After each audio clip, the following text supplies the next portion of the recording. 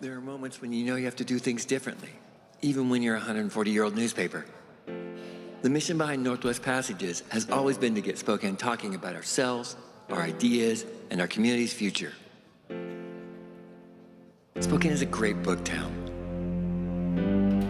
The idea was, how do you use books as a jumping off point to talk about much bigger things? What if we get a whole bunch of people in a room who wouldn't normally be in a room together and have them talk about our community when they might not even realize that they're talking about our community? Our first Northwest Passages event nearly 6 years ago set the tone perfectly. It was for a book about the reintroduction of wolves into Yellowstone. And let's just say it was a crowd that wouldn't normally hang out together. The response was better than we ever could have imagined. They asked questions, they looked each other in the eyes, and they realized they had way more in common than they had different. It's exactly what we were trying to do. We saw people talk about things they would never talk about, which has been the point all along. It was also about showing the value of local journalism again, how our reporters serve this community, reminding people why they love their newspaper for generations. Northwest Passages has become one of the most popular event series in the Pacific Northwest and one of the largest newspaper-driven book clubs in the nation. More than 30% of our newsroom's payroll is covered by the Community Journalism Fund. It's funded local journalists and journalism projects that simply wouldn't and couldn't happen without strong financial support from our region. Newspapers are the lifeblood of local journalism. Newspapers typically employ more journalists than the rest of the local media market combined. Preserving those local journalists is an essential part of keeping democracy healthy in our country. Our speakers are interviewed live on stage by reporters, editors, or columnists from the Spokesman-Review, giving a first-hand perspective of how our journalists conduct the interviews that bring them the news 365 days a year. It's true newspapers act as a fourth estate, but they also educate, unite, and inspire communities by holding up a mirror, letting a community truly see itself. That's exactly why these events and the Community Journalism Fund have become such an essential part of how journalism will not only survive, but also thrive in Eastern Washington and North Idaho.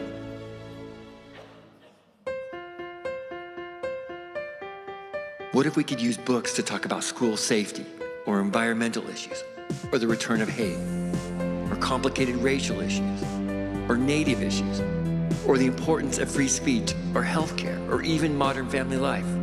What's it like to bring in one of the world's most famous authors to talk about education as empowerment, or bring in a famous television travel guide so that we can better understand international politics?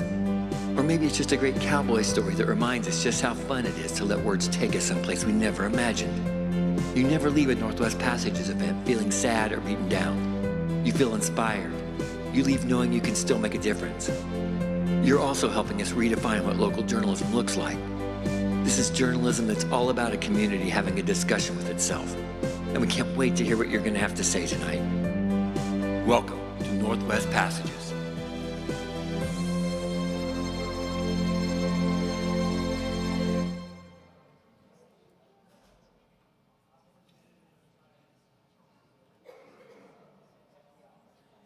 Welcome to today's event.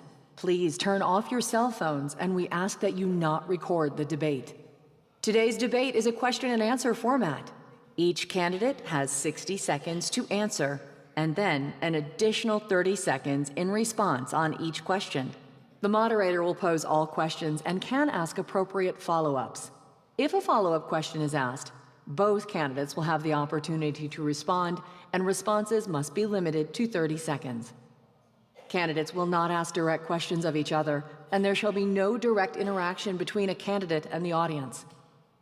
We ask the audience to please remain respectful and refrain from applauding, booing, cheering, or whistling, or in other ways demonstrating support or non-support for a candidate. Any audience member who is disruptive will be escorted out of the auditorium by event security.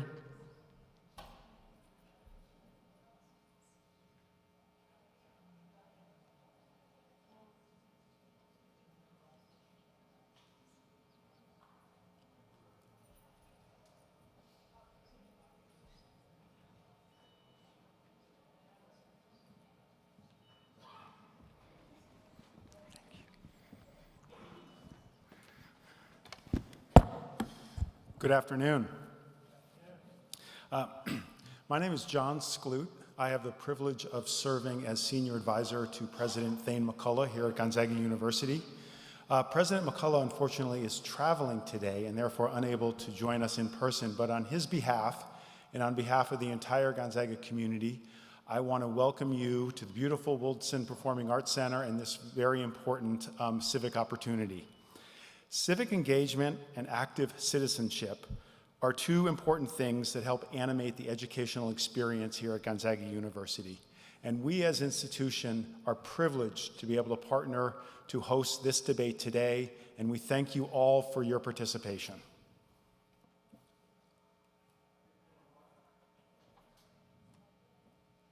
Thank you. Hello, I'm Rob Curley. I'm the editor of the Spokesman-Review. About 6 years ago, we began the Northwest Passages event series, and part of it was because I had just gone to a debate, and 8 people were there. And I felt like democracy is not healthy if we only have 8 people at debates.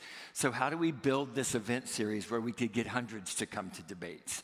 So we host New York Times bestselling authors and famous actors and all sorts of interesting people all year for the sole reason so that we can do debates. And that is why I've lost a lot of hair. Debates are stressful, but they're also so important. So the other thing that we did with Northwest Passages, as you saw from the video, is it helped us pay for journalism in ways that most newspapers have never done that before. As a matter of fact, we are the smallest newspaper in the United States with a DC bureau.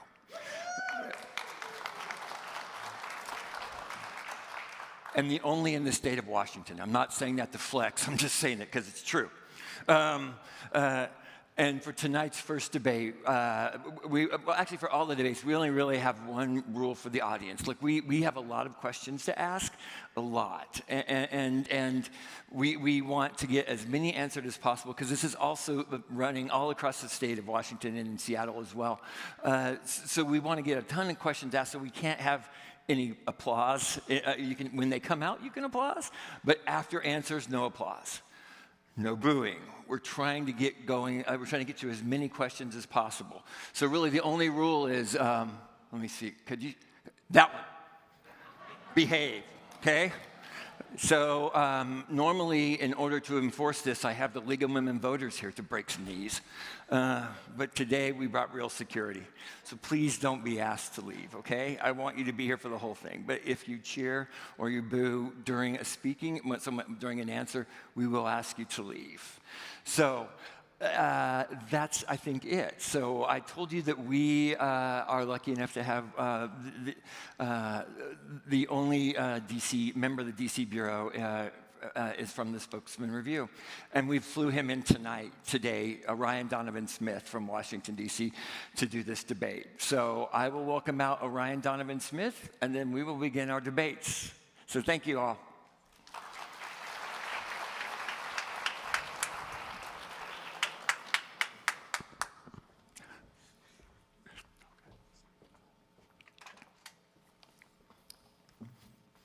All right, thank you all for being here.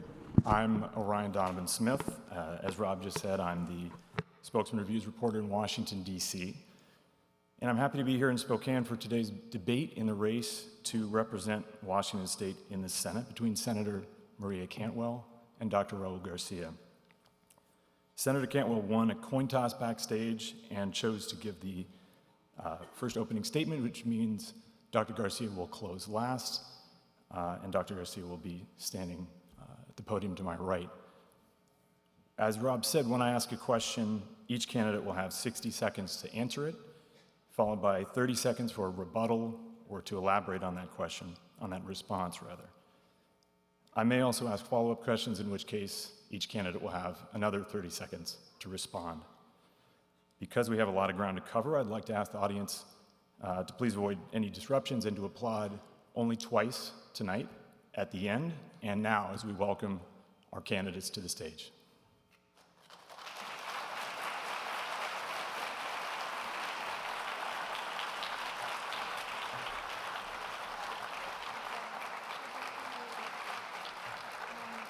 Thank you. Good to see you. Thanks.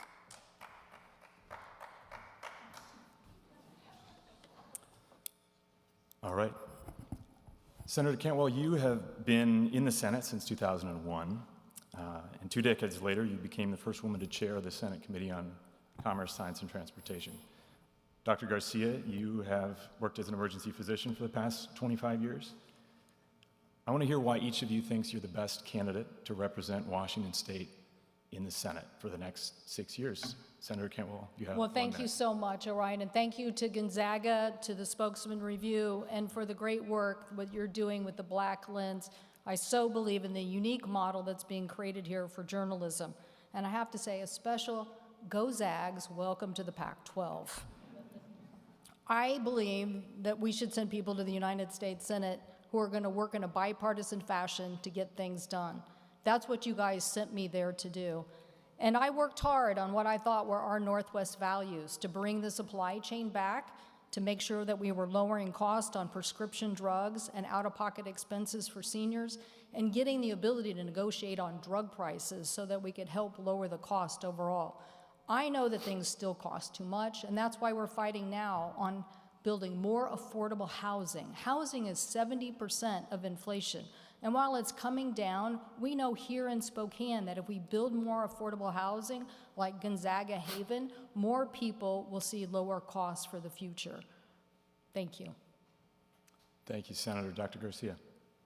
Good afternoon. I'm Dr. Raul Garcia, and I'm running to be our next U.S. Senator from this great state of Washington.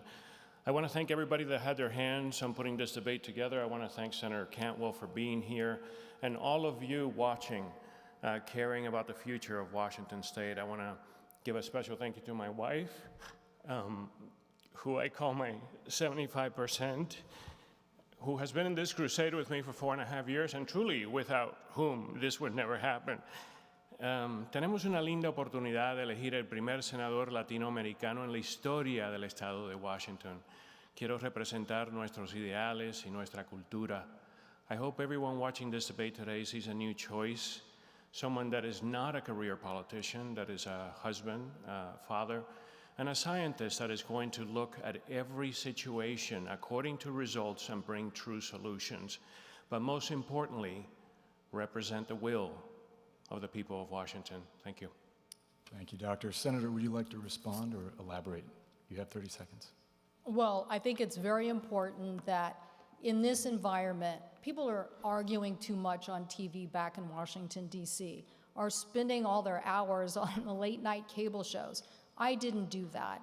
I got 4 major pieces of legislation passed that I wrote most of very big parts of, the CHIPS and Science Act, which I hope Honeywell is going to use here in Spokane to build more jobs and bring the supply chain. And I'm going to keep fighting for those kinds of opportunities. Thank you. And Doctor, would you like to elaborate for 30 seconds? Well, my story is very easy. As Mr. Smith goes to Washington, I don't like what I see outside my door, so I'd like to change it.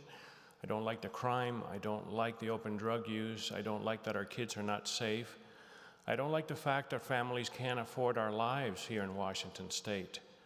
And I'm here to represent the people of Washington and bring about true solutions from a science perspective that looks at problems according to results. All right, thank you, Doctor. The pandemic upended the global economy and led to higher prices around the world. Inflation in the U.S. has fallen to 2.5% after peaking at over 9% in 2022. And the Federal Reserve recently cut interest rates for the first time in 4 years. But Americans' average wages still haven't caught up to inflation. As Senator, how would you address the changing economy and the higher cost of living? We'll start with Dr. Garcia. Thank you, Ryan.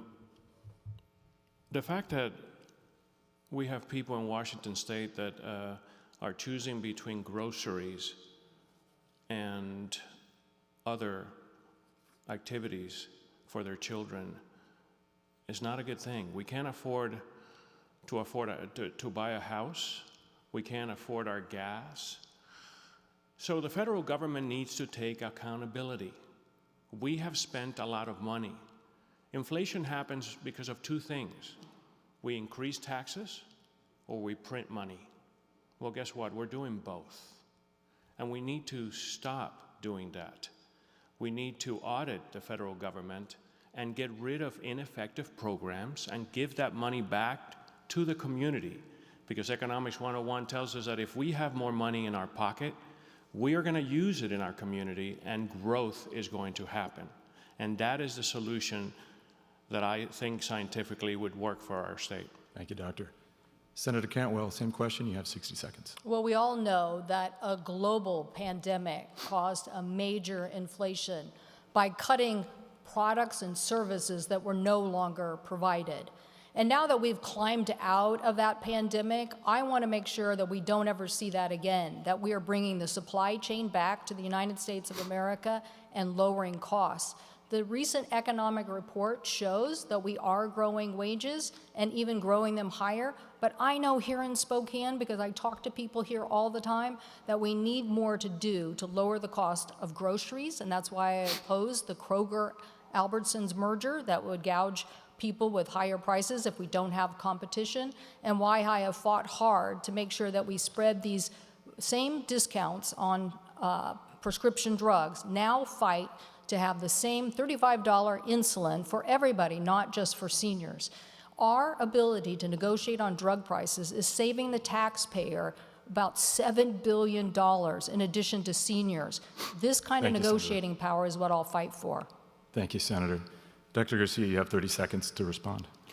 Yes, unfortunately, our present government voted for an Inflation Reduction Act that even economists from Harvard wrote to the AP and said would not lower inflation.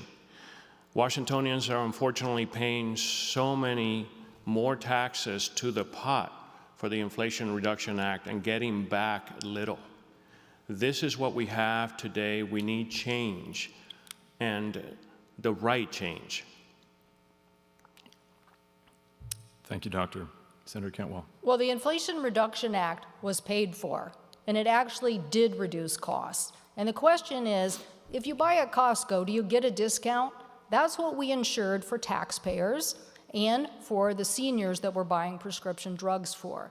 If we spread those same benefits to a larger Medicare population, we will save more money.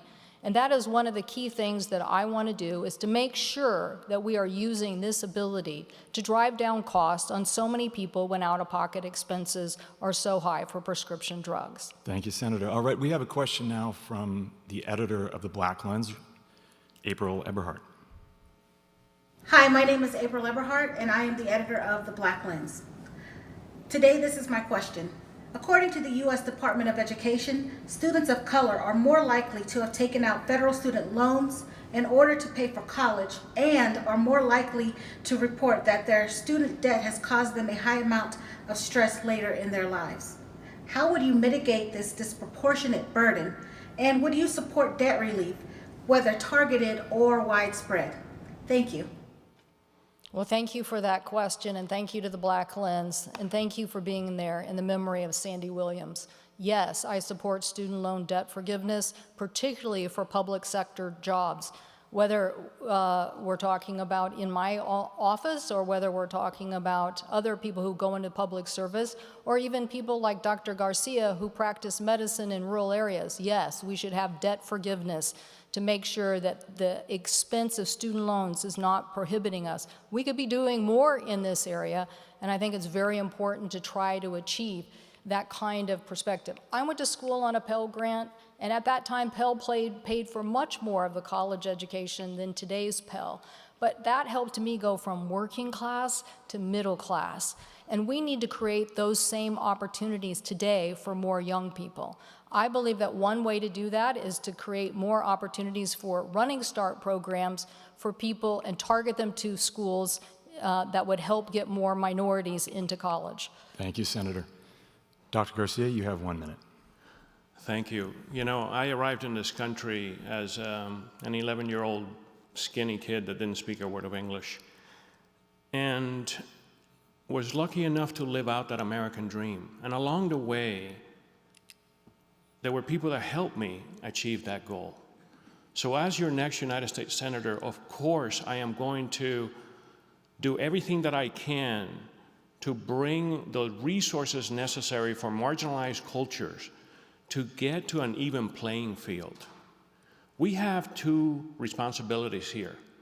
first of all, to educate our country about the fact that these marginalized cultures exist, that they don't have the same resources. And second of all, to make sure that the education resources are there so all these individuals can get that education and get out of that marginalized system that they've been a part of. Thank you. Senator Kent, would you like to respond? Well, I just want to add that I'm a huge fan of our Carl Perkins system and anything you can do to drive down the skills trainings to our high school level. Apprenticeship in the United States of America should be our goal in an information age where there are so many technical jobs, literally six-figure jobs with two-year degrees. But if we teach our math and science in our high schools and help provide running start, some of these can help in the enormous amount of skills that we need in the United States of America. Thank you. Lots of jobs. Thank you, Senator. Dr. Garcia, would you like to respond? 30 seconds. It seems that Senator Cantwell and I are on the same page on this. You know, apprenticeships are the way of the future. You don't have to go to college to have a great job and to support your family and have a great life. And that education, I think, is lacking in the junior high level. We need to increase that education. And to answer the question completely, certainly I would support student loan relief, specifically for public service after that education. All right, thank you, Dr. Garcia. From student debt, I want to talk about national debt now. The U.S. national debt has surpassed $35 trillion. In the current fiscal year, the federal government has spent about $1.9 trillion more than it's collected in revenue. And we haven't had a balanced budget since the turn of the 21st century. How concerned are each of you about the nation's debt, and what should Congress do about it? We'll start with Dr. Garcia. Yeah, very concerned about the nation's debt. Look, I came from humble beginnings, and we didn't have a lot of money. But we always learned that you spend as much as you have. And right now, we're in a situation where Americans are putting their groceries on credit cards. And us, as a federal government, should be accountable to make sure that we are not wasting the taxpayers' money. That's why I propose an audit of the federal government. And I'm not proposing a big bureaucratic group that comes in and audits the federal government now. I'm proposing the single accountant with a pencil behind his ear that gets down on a table and says, you know what, this is an ineffective program, and we need to eliminate it so we could bring that money back to the community. Thank you. Senator Cantwell. Well, the debt and deficit are an issue. And in the pandemic, we had to do some things that took care of people's lives and helped sustain economies for the future. In fact, the United States has come out of that pandemic with more resources and ability because we did that. But what we don't want to do now, as former President Trump is suggesting, is tariff, tariff, tariff, and put back the 2017 bill that would, as economists are saying, add somewhere between $7 and $14 trillion to our debt and deficit. I believe in pay-go. I believe in making sure, like the Inflation Reduction Act, that as we do policy, that we pay for it as we go. And the reason I'm so enthralled over our big opportunities on Apprentice is because you can grow the U.S. economy and help pay down the debt if we train and skill Americans, bet on Americans, and they will do the rest.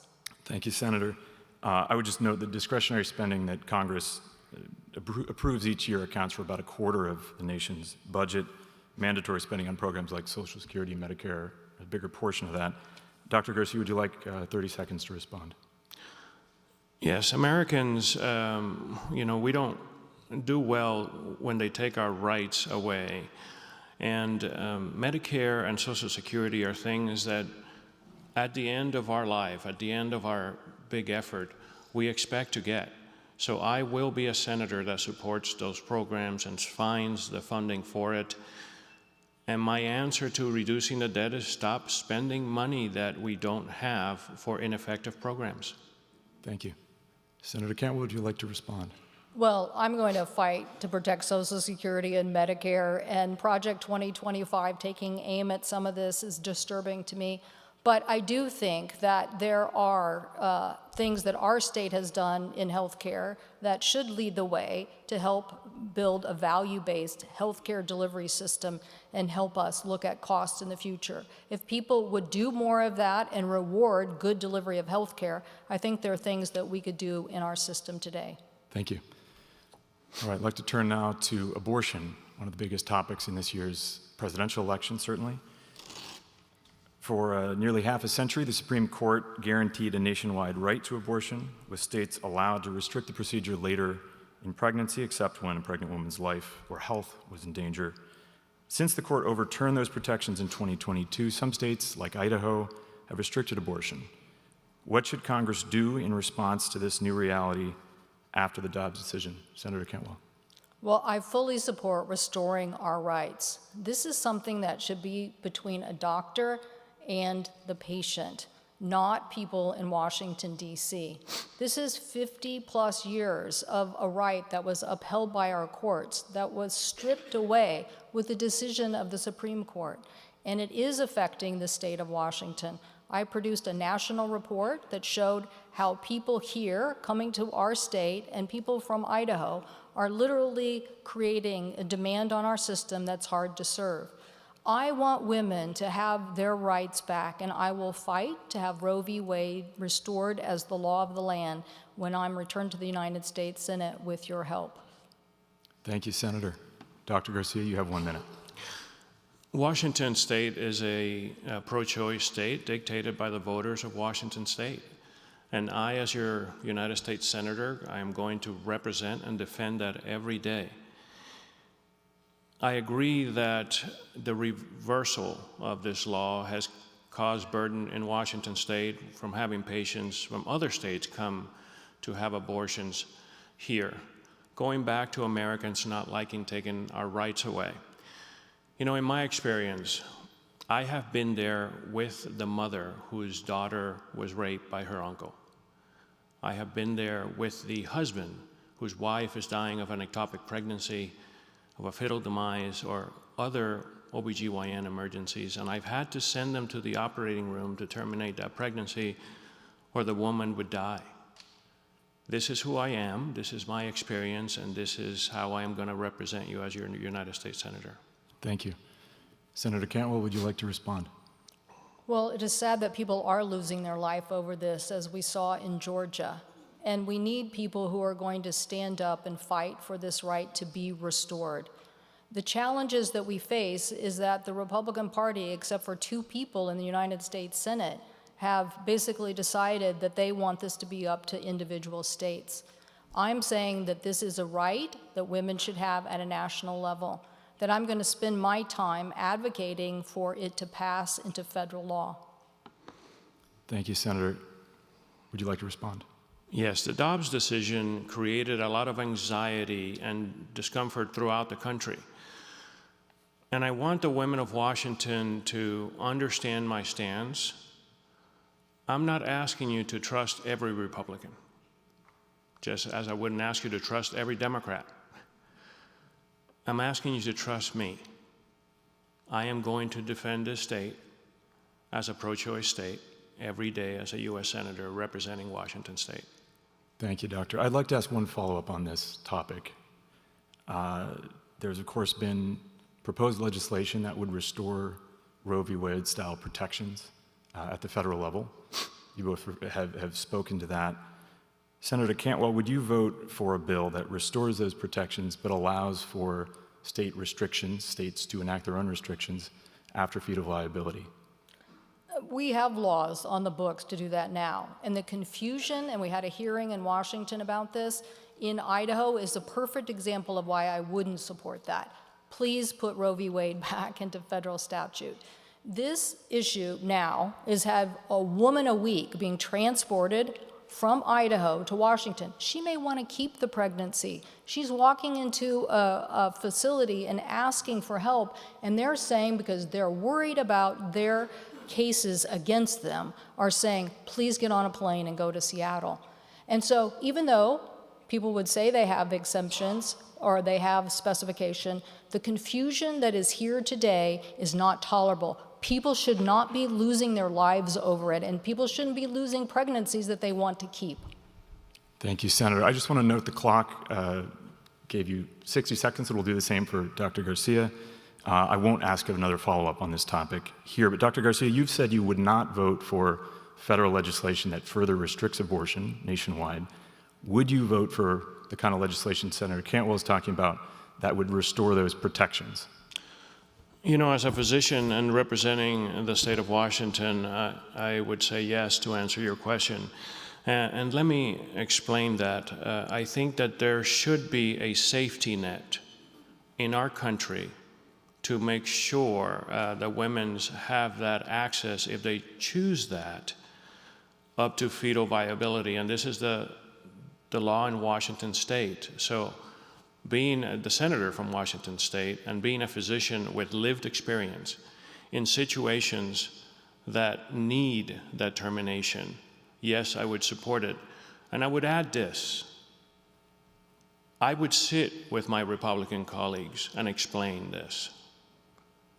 And I would ask you, who do you think those Republican colleagues are going to listen to more? The doctor with lived experience or a Democrat? Well, Thank you. Sorry. Thank you, Dr. Garcia.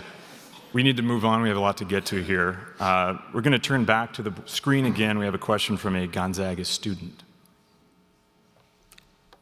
Hi, my name is Anthony DeMauro, and I'm a student at Gonzaga University. And here's my question. What role do you believe the federal government should play in combating climate change? And what is your plan in reducing carbon emissions and promote clean energy here in Washington state? Thank you. All right, we'll start with Dr. Garcia. You have 60 seconds. You know, we're lucky to live in one of the cleanest places on earth. And we should all bind together to make sure that our children have the same clean place, not only here, but everywhere in the world. So I am a big proponent of keeping our environment clean. I am a proponent of clean energy. I love the fact that we have hydroelectric energy in our state that's renewable, that's 70% of our energy. I am a proponent of nuclear energy in our state, the ones we have, and more that we could go after.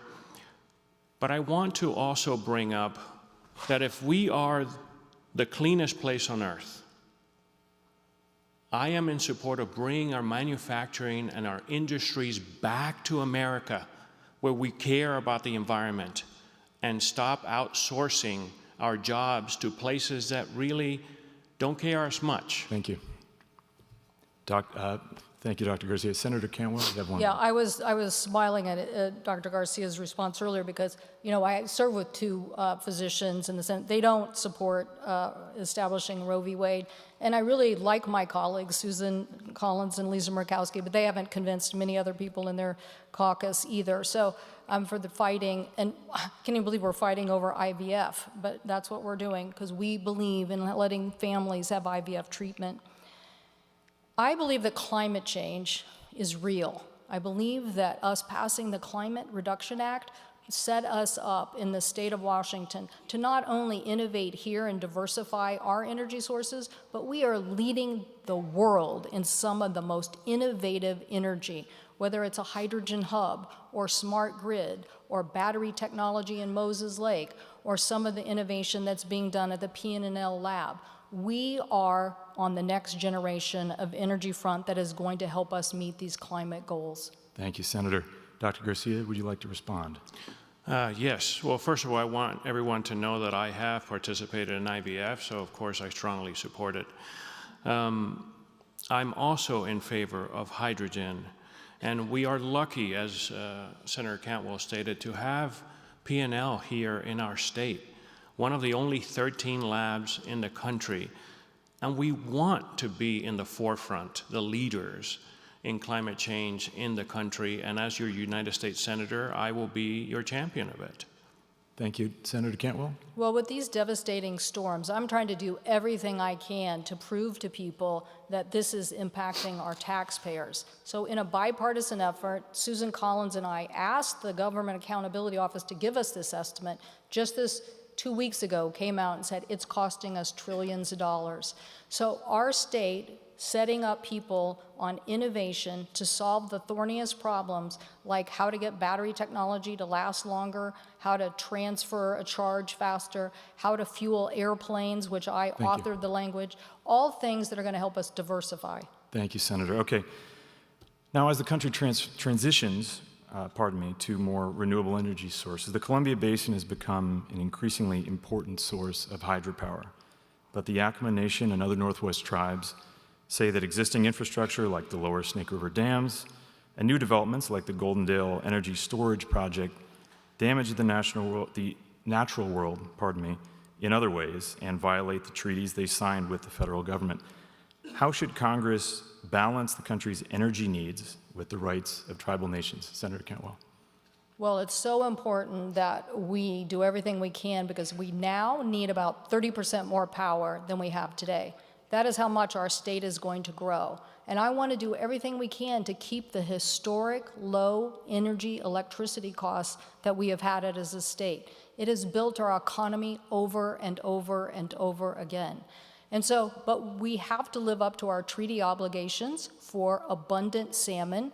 And that is why I fought hard against Bristol Bay gold mine in Alaska that would have destroyed salmon sockeye and Chinook runs, probably some of the largest runs in the world, and yet people were going to build a gold mine and destroy that. And why I have fought here for a record amount of salmon funding to remove culvert barriers and to build our hatchery fish so that we can take some of the pressure off of the system. Thank you, Senator. Dr. Garcia, you have 1 minute. Well, I pay a lot of electricity at my house, but we have 5 children, so I understand that. There's never enough, and this is why I am very much in favor of new ideas and expanding our nuclear program. Even here in Washington, if we build 20 new nuclear plants in our country, we would have more energy than we would know what to do with. The Snake River dams is something that I have studied because it has been an issue for a long time, and I wanted to make sure that I was being fair to both sides. I work at the only hospital in native land here in Washington. I'm very familiar with the tribes and with the lack of resources and their culture that wants to keep their culture alive. So the Snake River dams actually... Dr. Garcia, I'm sorry we're out of time. We'll have another chance. Yep. Senator Cantwell, if you'd like to respond. I think I was very involved in something that was bipartisan and brought people together from the bottom up, called the Yakama Basin Project. It was how did we get more water in Yakama but preserve fish? So literally farmers, tribal members, environmentalists, all got together and agreed on how to build more capacity for our region. And I thought that was an exemplary way to make progress on these thorny issues. Thank you, Senator. And Dr. Garcia. Yeah, I agree. And as long as we depend on the energy made by the Snake River dams for agriculture in our state, we need to find a balance and make sure that those Snake River dams, which they really worked hard to preserve salmon, stay open and stay active so we could have energy in Eastern Washington. Thank you, Dr. Garcia. I'd like to turn now to foreign policy. Yesterday marked 1 year since Hamas and other Palestinian armed groups killed some 1,200 people in Israel and took almost 250 hostages, nearly 100 of whom remain in Gaza today. In the year since, Israeli forces have killed nearly 42,000 people in Gaza and displaced virtually the entire population of that territory, while our country has provided about $18 billion in military aid to Israel. What role should the United States have in that conflict as it risks spreading now to other parts of the Middle East? We'll start with Dr. Garcia. The role that the United States should have in the Middle East is to find peace. Our strongest condolences to everyone from a year ago yesterday that was involved in that massacre. Israel has always been a strong ally of the United States.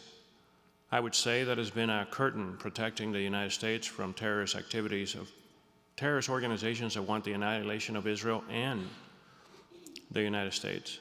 So we should support our allies, but our focus should be to find peace. This war is not helping anyone, not the Palestinians, not the Israelis, and even not the Iranians. I do agree with our presence there in the Middle East and our support of our ally, but our purpose should be to find peace. Thank you, Dr. Garcia. Senator Cantwell, you have 1 minute. It's so sad yesterday to witness the 1-year anniversary of this massacre and attack in Israel that not only still has captured hostages, but captured U.S. citizens. We need to do everything we can to bring those hostages back home. The United States supports Israel because it's a democracy in the Middle East. We are standing next to an ally. So when we supported Iron Dome and it helped defend them against the missiles from Iran, I was glad that we have done that. But we also, as President Biden has outlined, need to achieve a peace and ceasefire and permanent two-state solution in the Middle East. I believe that that's what we need to do, and I think we need to get the neighboring community, neighboring states to help. Thank you, Senator. Dr. Garcia, would you like to respond or elaborate? Yeah, we have a stark difference here between the senator and I. She voted to release $100 billion in freeze assets to the Iranians, which in turn Iran used to cause October 7th. As your United States Senator, I wouldn't have voted for that. Iran is an organization that doesn't, a government that doesn't want the benefit of world peace of the United States or Israel. Thank you, Doctor. Senator Cantwell. Well, that's just inaccurate. We didn't give $100 billion to Iran. I did support the agreement that would have said the United States and other partners of the Security Council should go to Iran and be able to say that they were not developing nuclear weapons. And yes, I trust the Pacific Northwest Lab, one of the leading institutions of detection in our nation, to help us figure that out. And so what we did do, though, is say that we are going to have continued sanctions on Iran. Thank you. On oil. We'll talk more about that maybe, right, and show why that's so helpful. Thank you, Senator. All right, we want to talk now about Ukraine and Russia. It's been more than a decade now since Russia seized the Ukrainian territory of Crimea, and more than 2 years since Russia launched its full-scale invasion of Ukraine. In that time, Congress has appropriated about $175 billion in response, including more than $100 billion in aid to the Ukrainian government. What should our country's role be in that conflict? And would you support a deal to end the war if it required Ukraine to give up any part of its territory? Senator Cantwell.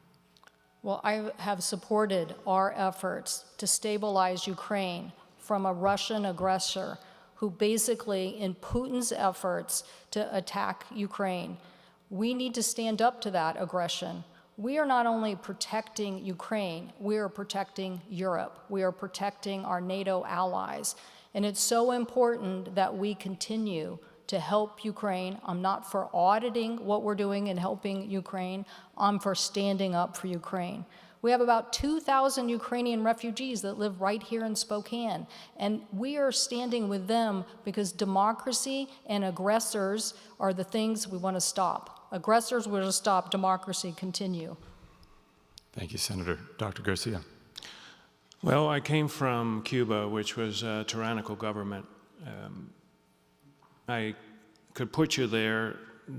That's the only way to live that experience. So my heart is with the Ukrainian people to see an aggressor, a tyrannical government, try to take them over. And I think the United States was correct in supporting the Ukrainian people. I differ with Senator Cantwell when she says that she doesn't believe in auditing the money that we're sending to Ukraine. I think that what my colleagues in the Senate are asking for is accountability and transparency. We just want to make sure that the money that we are using with taxpayers' money to help a country succeed, we have transparency and accountability on. Thank you. Senator Cantwell, would you like to respond? My father served in World War II, as did his brother, who was a POW. And I know what Rand Paul is up to. He wants to audit this money and be an isolationist. We have to stand up to Putin and his aggressions. I believe that right now we should join more of a sanction oversight and transparency. Us continuing to get India and China to put sanctions on Russia is the way to go. Thank you, Senator. And Dr. Garcia, you have 30 seconds. Yeah, I again am going to reinculcate that as a government, to earn the trust of all our citizens who are seeing all this money go out when we have so many problems such as fentanyl in our backyard, we need accountability and transparency. And I would be on the side favoring auditing this money and making sure that it's going to the proper places in Ukraine. All right, thank you, Dr. Garcia. You mentioned fentanyl, and we'll get to that in a moment. First, though, I want to talk about immigration and the border. Congress has failed to pass major immigration reform since 1986. As a result, the U.S. law has not kept up with the changing reality on the ground. An estimated 11 million people live in the country without authorization, despite playing important roles in the U.S. economy, including in Washington's agricultural industry. And since the pandemic abated, a record number of people have crossed the border illegally to seek asylum, beginning a legal process that can take years to conclude. If elected, what would you do to address immigration and the border? We'll start with Dr. Garcia. Any sovereign country should have the right to vet who comes in and out of their country. And when we lose the right to vet who comes in and out of our country, we lose that sovereignty. Not only are we not vetting who comes in and out of our country, but we're allowing drugs and crime to come into our country. The embarrassing thing for our American government is that we don't know who's coming into our country, but the cartels do know exactly who's coming into our country, and a lot of those people owe them money back for being here. I'm an immigrant to this country. I think this country was created by immigrants with the fire to find the best place in the world for their children, and that created the greatest country in the world, and I will always support immigration. But we need to have better leadership and discipline at our border so we remain a sovereign nation. Thank you. Senator Cantwell? Well, I have voted for probably 4 different bipartisan bills, and literally the partners are very right and very left members. So Larry Craig from Idaho, if people remember him, and Ted Kennedy, not exactly like kindred spirits on policy. Or even now, Kirsten Sinema and James Langford, or other times, John McCain and Ted Kennedy. And every time, even though 78 or 80 votes out of the United States Senate, they would be killed by conservatives who just didn't want to do anything to allow for a legal process to be established for the workforce that we depend on in Washington, particularly in central Washington. So I do support an immigration policy that will allow us to bring people from Mexico who want to work here and return to Mexico. And I will do everything we can to continue to fight on getting appropriations for the border. Thank you, Senator. Dr. Garcia, you have 30 seconds to respond. I also want to talk about certain topics of immigration that we may not come back to. I am all in favor of the Dreamers, the DACA kids that crossed that border not having 18 years of age to be given citizenship yesterday, okay? To the other people that have been here for years and have paid taxes and have been reputable people, I would give a permanent residency to. But if you come to this country to commit crime, you're out. Thank you, Dr. Garcia. I want to ask a follow-up question on this. I think this is something we both have, you both have thoughts on. Former President Trump and his running mate have repeated false rumors about Haitian immigrants who've lawfully settled in an Ohio town. Dr. Garcia, as you mentioned, you yourself left another Caribbean nation as a child to come to the U.S. I'd like to know what each of you makes of the rhetoric about immigrants, in particular in this race. And we'll start with Dr. Garcia. Well, I am going to be a champion of immigrants. I am one. I came to this country searching for that American dream. And you know what? Everyone in this audience, it may not have been you, but it may have been your ancestors that had the same fire as my mother to come and work 3 jobs so I could succeed. So I am always going to be a champion of immigration in this country. I believe that we have placed a large bureaucracy on legal immigration. So the first thing we have to do is make it easier to come into this country legally. And the second thing that we have to do is what I've said, evaluate who's here. Washington State depends on a lot of these immigrants for our economy, and I am going to be a champion of them. Thank you, Dr. Garcia. Senator Cantwell, you'll have 1 minute on the rhetoric point in particular. It is horrible, and everybody should speak against it. And now every minute of national news is Donald Trump saying that immigrants have caused this problem, this problem, this problem, including taking money out of FEMA that they don't have to help and respond to the storm. Demonizing the backbone of who built America is not the way to go. And I do believe in the DREAM Act, and I lament the fact that when I came to the Senate, Orrin Hatch and others sponsored the DREAM Act. There are still people who sponsor the DREAM Act, but they don't necessarily get it over the goal line. They will help defeat it if it's a party line vote. And what I think is so important, when I did the CHIPS and Science Act, I said to my colleagues, let's just let people stay who've been educated here and who have a PhD.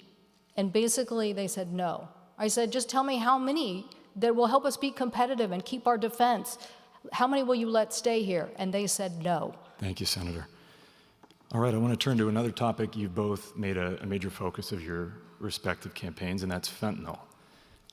Fentanyl and other synthetic opioids have killed about 75,000 Americans in each of the last 2 years, according to the CDC.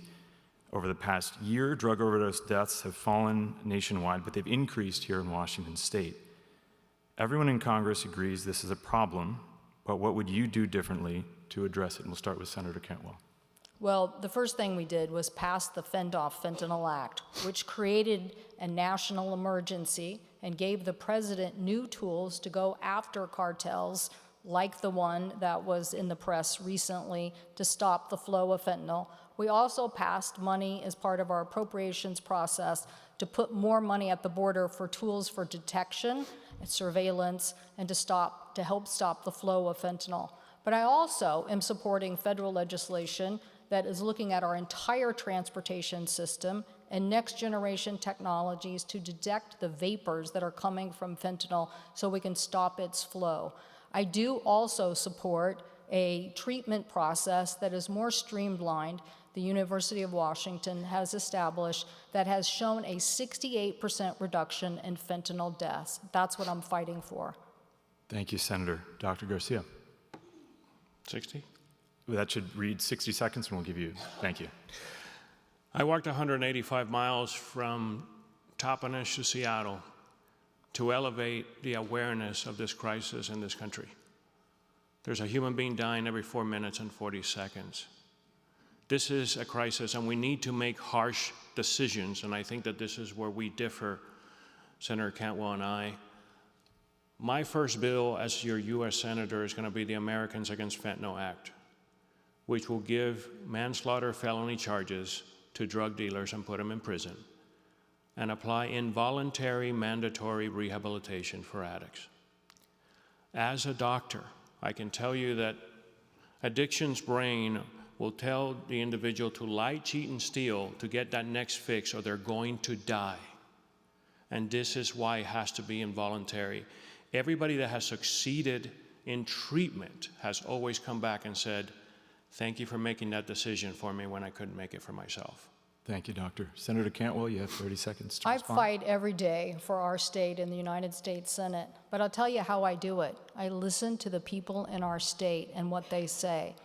And the University of Washington, our leading research institution in this area, said a program that is low barrier and can be in the community is the best way to do this. In fact, they went to the state legislature, and Republican and Democrats signed up for that. That's not the plan of Dr. Garcia's. This is the plan that our state wants, and it reduces deaths by 68%. Thank you, Senator. And Dr. Garcia, would you like to respond? Yeah, the difference between my fentanyl listening tour and Senator Cantwell's is that I actually go down to the street and I talk to the addicts, not the media, not community organizers, the people that are involved.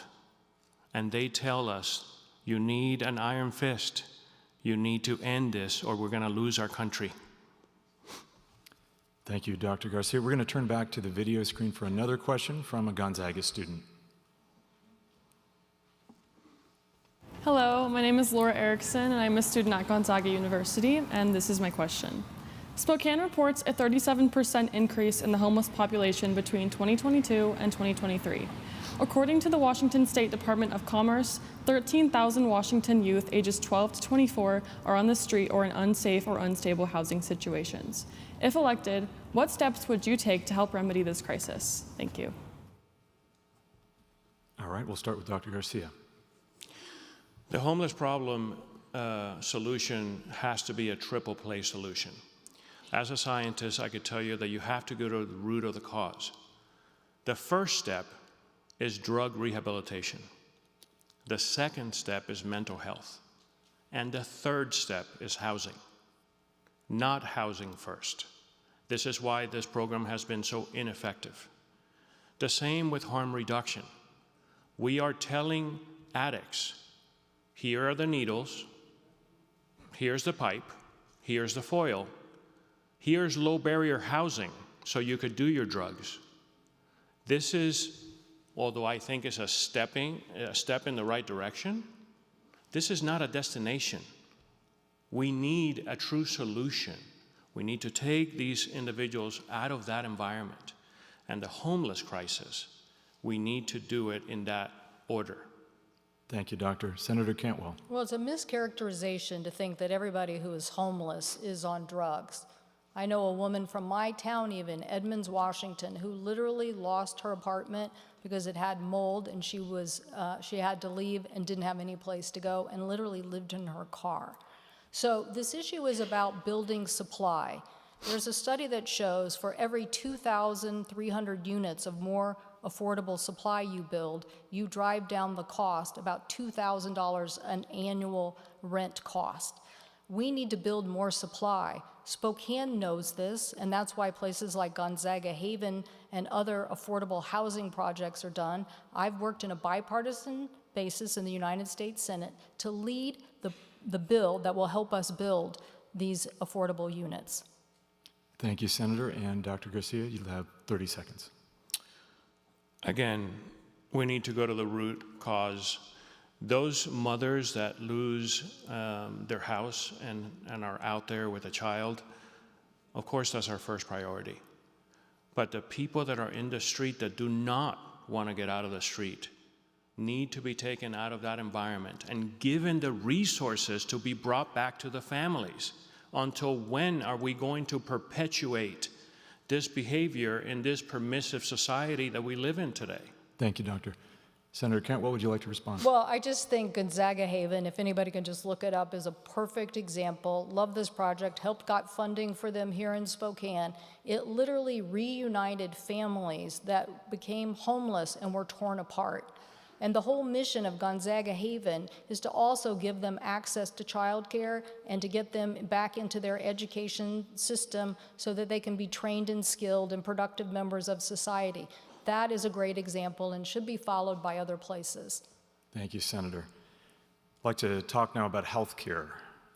Americans spend more on health care per person than any other wealthy country in the world. Yet we have some of the worst health outcomes among those countries by measures including life expectancy, infant mortality, maternal mortality, and diabetes rates. What should Congress do to improve our nation's healthcare system? We'll start with Senator Cantwell. Well, I mentioned earlier value-based purchasing because it basically says you're paying for the outcomes in our healthcare delivery system. But just think about what we were able to do in the Inflation Reduction Act. We saved billions of dollars for American consumers by just saying the federal government, just like Costco, can negotiate. In fact, we negotiate for veterans now and drive down their costs by about 25%. So why shouldn't we have that same ability to negotiate across all prescription drug purchases, not just for Medicare? This is the way to save billions of dollars in our national system, and it's why I fight and advocate for it. Thank you, Senator. Dr. Garcia. Well, being an emergency physician, I'm deeply into this situation where I live in a state where I couldn't place patients. We ranked 50th in the United States in medical bed availability. So healthcare is a big issue, but we're not talking about the pink elephant in the room. The power of healthcare today are in insurance companies, and it should be in the hands of doctors and patients. And a person from Washington State should have the right to get a quote for an insurance from Alabama, from Florida, from New Jersey. That balances more of the power towards the patient. I'm also not sure that insurance companies should be in Wall Street. I have patients that need an approval on an MRI and don't get it. But that insurance company is making sure that the bottom line on that quarter is good.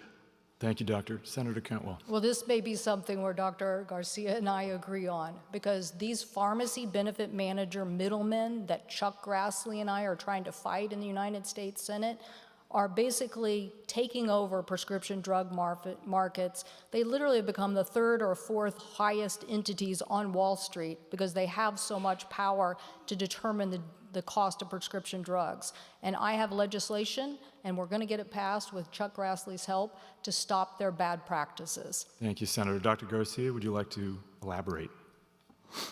Yeah, and we also need the reimbursement to be higher. You know, back in 2008, I went into Senator Cantwell's office and I told her that our reimbursement in Washington was one of the lowest in the state, in the country, that we needed to bring it up.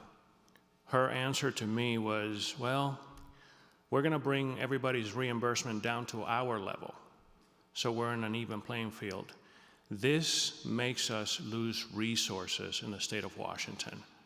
We need our reimbursements to be better. Thank you, Dr. Garcia. I'd like to move on to online privacy and technology.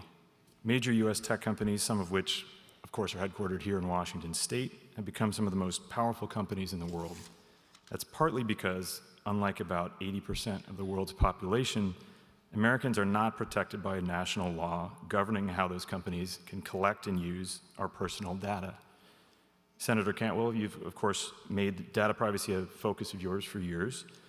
But the U.S. remains the only major developed country in the world without a nationwide privacy standard. What should Congress do to regulate the tech industry? We'll start with Dr. Garcia. Well, I think that all of us have answered yes to every online subscription that we have, that we agree with their terms and conditions. And some of those terms and conditions is that they're going to share our information. Yes, our government should protect our citizens. We should have privacy in what we do with our lives. And that we should be the owners of, not these companies.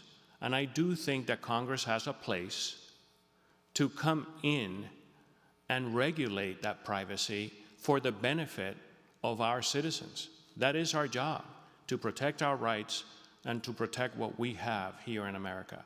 And privacy should be number one. Thank you. Senator Cantwell. Yeah, I want to clear up on something on the last point. Value-based purchasing is how you get more money for Washington. That is what we got in the Affordable Care Act. The Affordable Care Act has worked. It has expanded care throughout our state, hundreds of thousands of people, lower uninsured. On privacy, I am fighting very hard with Kathy McMorris Rogers to pass a federal privacy act that would say the American people deserve to have a privacy right. And if these companies or the government are misusing your information, you have the ability to go take action against them. That privacy right should be if you've caused harm to our citizen. Now, when we reach the AI age and people are using our own information against us, it is time to pass a law. Unfortunately, we passed 2 kids' privacy bills over to the House of Representatives, and Republicans killed those. We are trying to get people like Ted Cruz and others to agree to do privacy, but so far, Kathy and I, we're not giving up. We're going to get this done because Americans deserve this right. Thank you, Senator. I apologize, but because we're short on time, we're going to have to proceed right to closing statements here. And we will start with Senator Cantwell. Well, thank you again to Spokesman-Review, Black Lens, and everyone, and Dr. Garcia. This election couldn't be more important about the future direction of our country. Are we going to grow the middle class again, which we've started with this incredible surge of bringing manufacturing and supply chain back to the United States with higher wage jobs? Are we going to lower costs, like I said, that we've been able to do for seniors, but now spread that out across a larger population? Are we going to build more affordable housing, as I mentioned, and continue to lead on this issue with the low-income housing tax credit? Are we going to invest in apprenticeships to train and skill for the jobs of tomorrow that are here today so people can make those 6-figure incomes? Spokane is on the precipice of this. You've made the right investments. I'm asking for your support in the U.S. Senate race. Thank you, Senator. Dr. Garcia. Well, thank you, everyone, for giving me this great opportunity. My intent was to instill in you the confidence and the hope that together we could have a better Washington. You know, change is hard, but Senator Cantwell will now have asked us 4 times to give her another chance at making it right. I am asking you for one chance at bringing true solutions to our problems.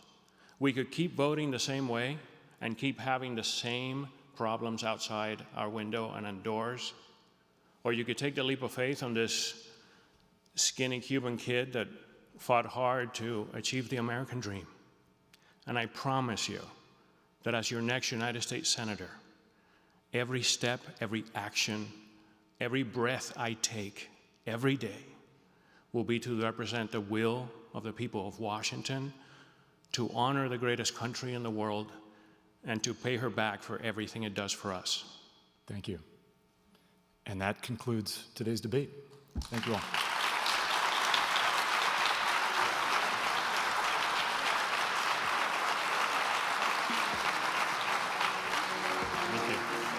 Thank you.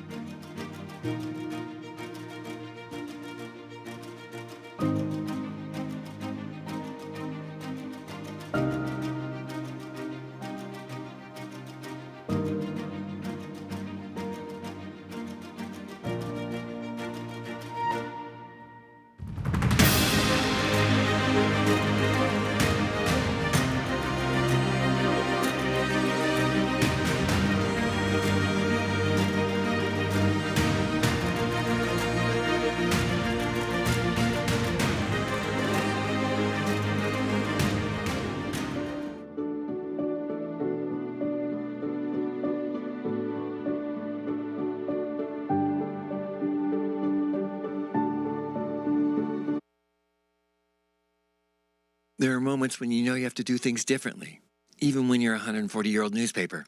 The mission behind Northwest Passages has always been to get Spokane talking about ourselves, our ideas, and our community's future. Spokane is a great book town. The idea was, how do you use books as a jumping off point to talk about much bigger things? What if we get a whole bunch of people in a room who wouldn't normally be in a room together and have them talk about our community when they might not even realize that they're talking about our community? Our first Northwest Passages event nearly 6 years ago set the tone perfectly. It was for a book about the reintroduction of wolves into Yellowstone, and let's just say it was a crowd that wouldn't normally hang out together. The response was better than we ever could have imagined. They asked questions, they looked each other in the eyes, and they realized they had way more in common than they had different. It's exactly what we were trying to do. We saw people talk about things they would never talk about, which has been the point all along. It was also about showing the value of local journalism again, how our reporters serve this community, reminding people why they love their newspaper for generations. Northwest Passages has become one of the most popular event series in the Pacific Northwest and one of the largest newspaper-driven book clubs in the nation. More than 30% of our newsroom's payroll is covered by the Community Journalism Fund. It's funded local journalists and journalism projects that simply wouldn't and couldn't happen without strong financial support from our region. Newspapers are the lifeblood of local journalism. Newspapers typically employ more journalists than the rest of the local media market combined. Preserving those local journalists is an essential part of keeping democracy healthy in our country. Our speakers are interviewed live on stage by reporters, editors, or columnists from the Spokesman-Review, giving a first-hand perspective of how our journalists conduct the interviews that bring them the news 365 days a year. It's true newspapers act as a fourth estate, but they also educate, unite, and inspire communities by holding up a mirror, letting a community truly see itself. That's exactly why these events and the Community Journalism Fund have become such an essential part of how journalism will not only survive, but also thrive in Eastern Washington and North Idaho.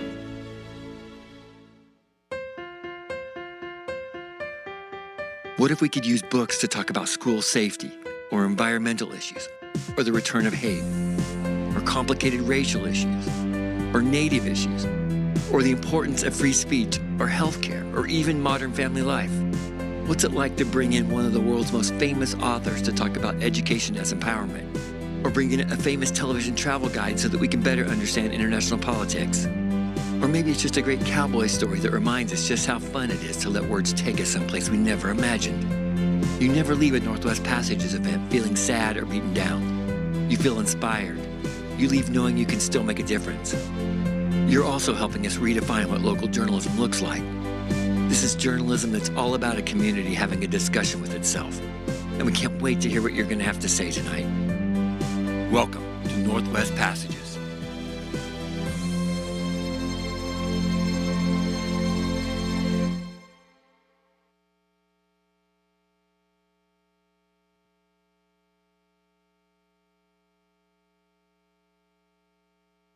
Welcome to today's event.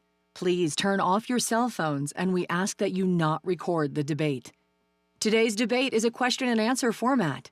Each candidate has 60 seconds to answer, and then an additional 30 seconds in response on each question. The moderator will pose all questions and can ask appropriate follow-ups. If a follow-up question is asked, both candidates will have the opportunity to respond, and responses must be limited to 30 seconds.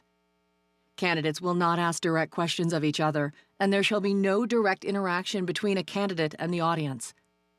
We ask the audience to please remain respectful and refrain from applauding, booing, cheering, or whistling, or in other ways demonstrating support or non-support for a candidate.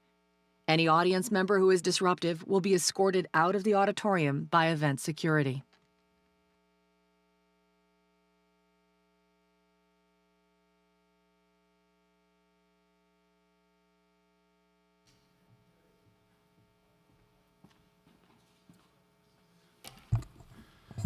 Good afternoon. My name is John Skloot, and I have the honor of serving as senior advisor to Gonzaga University President Thane McCullough. President McCullough, unfortunately, is traveling today and could not be with us, but on his behalf and on behalf of the entire Gonzaga community, I want to welcome you to the Myrtle Woodson Performing Arts Center for this very important community conversation. Civic engagement and active citizenship are activities that help animate the educational experience at Gonzaga University. And we are very proud to be a partner in today's event, and we thank you for your participation.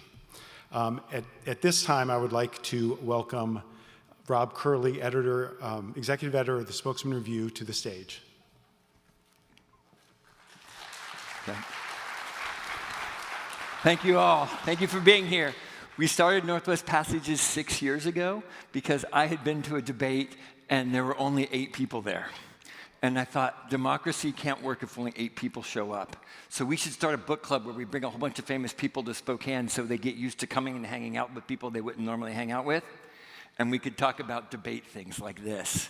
And I don't know how many of you are here for the last debate, but I've been watching debates. I've been in journalism for almost 30 years. I've never seen a debate like I just saw. Civil discourse where people outlined what they really believed and no one was angry and I was blown away. I was so proud to see it. It was amazing.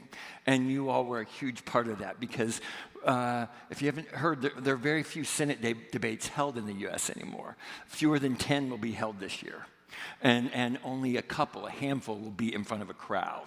The rest will be in front of studios. And the reason why is because they don't want to deal with cheering and booing and interrupting. They just want to tell people what they stand for. And it's easier to do that when there's not a crowd. And I tell these candidates, but our crowd behaves. It's not like those other people. So, to that end, I need you to behave. So no yelling, no screaming, no clapping. Now when they come out, yes. When it's over, yes. But while they're talking, we have so many things to talk about today, and we want to get to as many of these issues as possible, so please don't. Now, normally I try to bring in some muscle to make sure you behave, but the League of Women Voters said they couldn't be here today. So we had to go with real security. So they're not going to be as nice as they were, you know. So please, thank you all for coming tonight. Our election coverage this year, because of Northwest Passages, we'll be able to put all of it outside of the paywall. And that matters a ton to me because you all pay for journalism because it matters to you, but there are a whole bunch of people who don't, and all they hear is wrong shit. And I'm so tired of it. So I'm like, this year, it all has to be free. And we have to give it to everybody so that anybody, so we can fight disinformation by telling people that what's really happening. And the person who tells you that the Zags won and who tells you roads are closing is not going to lie to you about politics either, okay? You all know where I live.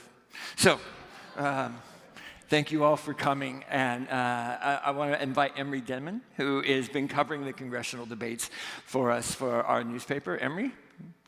So he's a very smart guy. You're going to enjoy this.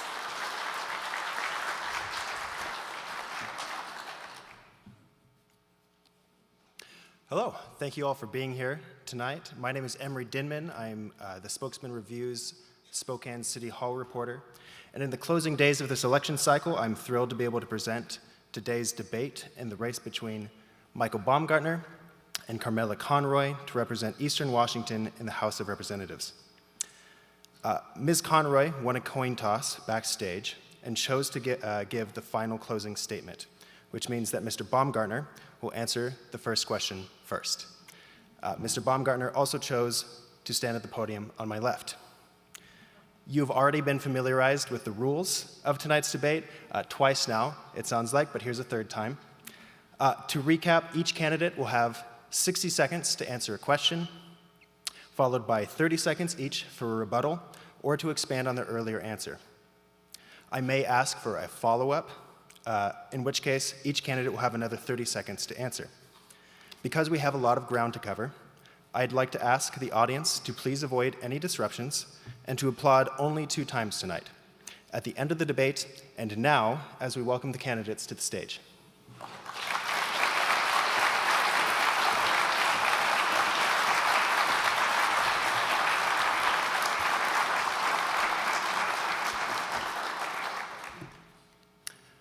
We're going to start with a pretty broad opener. Mr. Baumgartner, you were a state senator for 8 years and have most recently served as county treasurer since 2019. Ms. Conroy, you served as a diplomat and foreign service officer for 20 years and chaired the County Democratic Party for a year. Why are you the best candidate for the seat? We'll be starting with you, Mr. Baumgartner. Well, thanks, everybody. I want to start by thanking our host, Gonzaga University. You know, I went to Washington State University for undergrad and then Harvard for my master's, but in between I spent a year with the Jesuits in Mozambique and with the beloved Father Mike Schultheis, who is based here at Gonzaga, and very much appreciate this debate. You know, I think over the last 14 years of elected office, our community in Eastern Washington has come to know me as someone who delivers results. Whether it was getting the new WSU Medical School, full funding for the North-South Freeway, the only tuition cut in American history. You know, I'm someone that knows how to work in a bipartisan fashion. And you look at the challenges that America faces now, from rampant inflation, drugs in our community, an unsecure southern border. We need folks who are problem solvers that have a demonstrated ability to get results. And I think if you look at me between the candidates on offer, I think you know who you can trust. Ms. Conroy. Thank you, Emery. Thanks everybody who's here in the audience with us today, as well as watching from home, and to Gonzaga, the Spokesman-Review, and KSPS. We really are blessed in this community to have local journalism, and it's an essential part of our democracy, and I really appreciate it. I grew up in Spokane. I'm the 3rd generation of my family to have been raised in Eastern Washington. I'm a 3rd generation union member. My grandfather was a union mason. He worked on the Grand Coulee Dam. My grandfather was a union railroader. He started with the Great Northern Railway, and it was the BNSF by the time he retired 43 years later. Dad was also in the Air Guard right out at Fairchild in Geiger Field. I also have 30 years, almost 30 years of public service experience under my belt. 4 years of that, I was a deputy prosecutor right here in Spokane County, under Don Brockett initially. Ms. Conroy, thank you. That's oh, sorry, ran out of time. 60 seconds goes by quick. It does. We turn now to the economy. The coronavirus pandemic upended the global economy and led to higher prices. After peaking at over 9% in the middle of 2022, inflation has cooled to 2.5%, and recently the Federal Reserve cut interest rates for the first time in 4 years. But Americans' average wages still haven't caught up to inflation. As a member of Congress, how would you address the changing economy and the higher cost of living? Ms. Conroy, we'll start with you. So when the pandemic initially broke out, I was still in service, and I was living and working in Yokohama, Japan. And the cruise ship that had been turned around from Hong Kong because there was COVID on board and was returned to Japan was visible from my office in Yokohama. There were about 250 Americans on board that ship. Some of them had been stricken with COVID. And my colleagues at the consular section at Embassy Tokyo negotiated for those Americans to get treatment. And when doctors from the US National Institute of Health said that they would have expected people to have died if they'd been in American treatment centers, I understood that we needed to look for more than just domestic solutions to our problems. We've solved inflation, but it's still a big affordability issue for everybody. And Ms. Conroy, thank you. Yeah. Mr. Baumgartner? Well, thank you. You know, inflation has eased, but prices are so much more expensive than they are now. You know, my wife and I, we met in Afghanistan. We now have 5 young children, and we see every day when we go to the grocery store just how expensive it is to live. And we have it pretty well because we're one of those folks, those couples that actually own our own home, and we have some investments in the stock market. But if you're a renter right now that can't get onto the housing ladder, and you're someone that doesn't have investments, this inflation is just crushing you. The first step that Congress needs to take is to rein in some of the reckless spending that is causing this inflation, and there can be steps right now to reduce regulations that are causing price increases. You know, in our state, Washington State, for example, over $150,000 of the price of a new home is strictly because of wage and labor rates or regulations that come from Olympia. So that's a local example, but there are examples all across the country where the federal government can take steps to bring prices down by reducing regulation. Ms. Conroy, you have 30 seconds to follow up. We are still struggling with affordability, and Republicans will often say that it's because of government regulation or because of reckless spending, but they never have an idea of what they're actually going to cut. What the government could help do is make housing prices more affordable by making loans available at lower prices, even for people buying condos, so that people buying multifamily homes or builders building multifamily homes would have access to the cheap credit that they need to get this economy really booming again. Mr. Baumgartner. Yeah, well, one area of reckless spending we could cut at the federal government, and I have a background in doing that in the state Senate. I worked with then Governor Gregoire in a bipartisan fashion to take 5 government agencies that we didn't need, consolidate them into 2. But an example of something we could cut at the federal level is TSA. The airport security does not need to be a federal agency.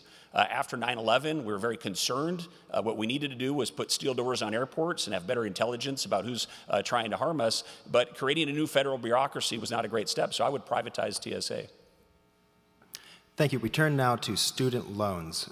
We will have a question on the screen from the editor of The Black Lens, April Eberhardt.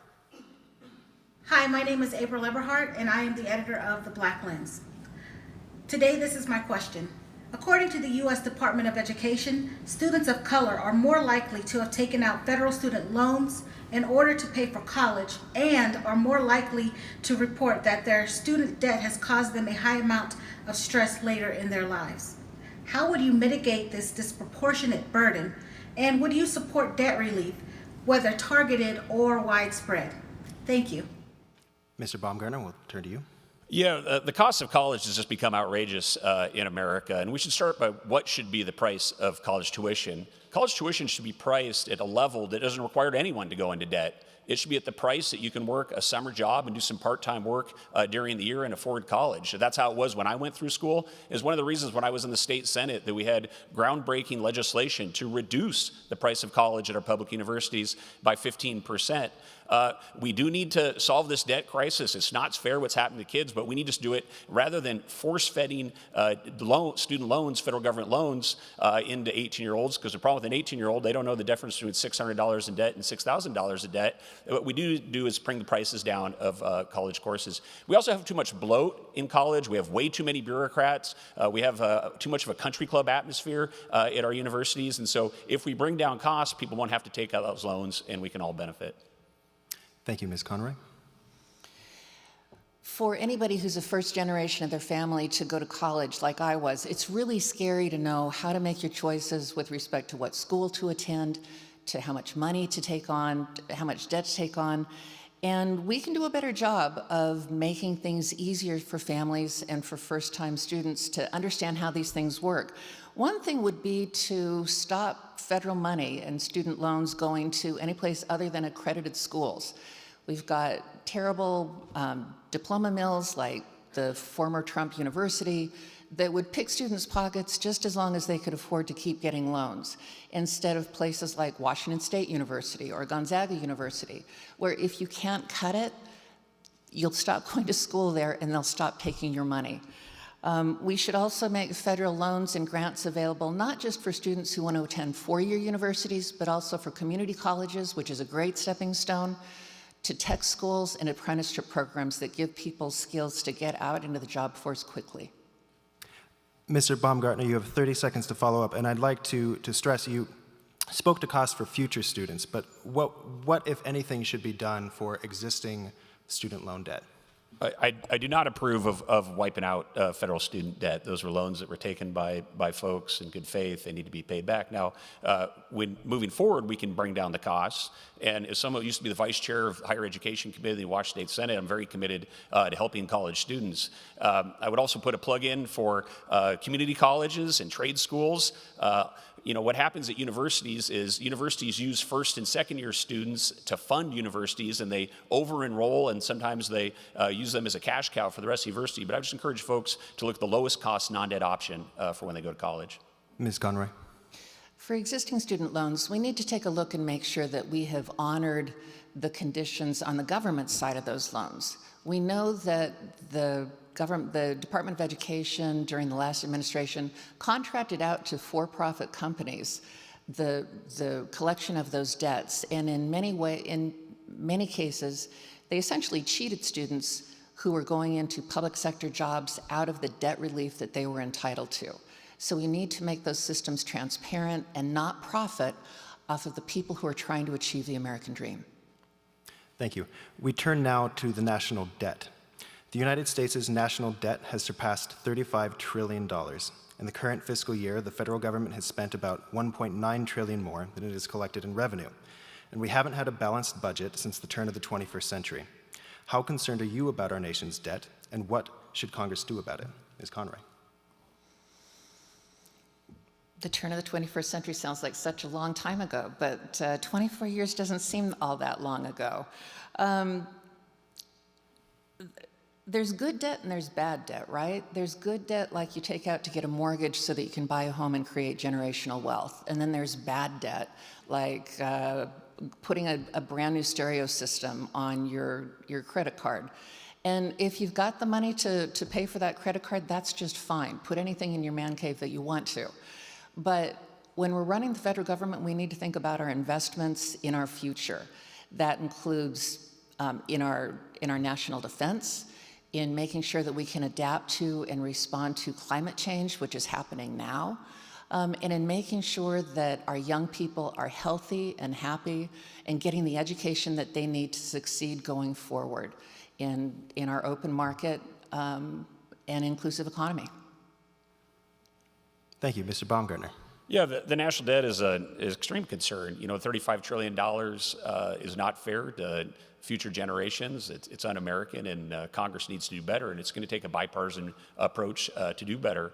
You know, of the 8 years I was in the state Senate, I participated in 7 balanced bipartisan budgets that didn't rely on tax increases. So it is possible at the national level as well. You know, the COVID shutdown was really the worst of all worlds. You know, we shut down the economy, stopped economic productivity, and then flushed the system with a lot of reckless spending. So we both had no economic growth, and we had an immense amount of debt added to the rolls. We need to get the economy going again. We need to, on the growth side, we need to return to producing more American energy. We need to reduce those regulations that jumpstart our economy. And then on the debt side, it's going to take a bipartisan approach. Right now, we have 2 presidential candidates, quite frankly. Neither of them are running on debt responsibility. And so it is going to take a president that wants to have that conversation with the American people. But when I get to Congress, I'll be ready to participate in that as well.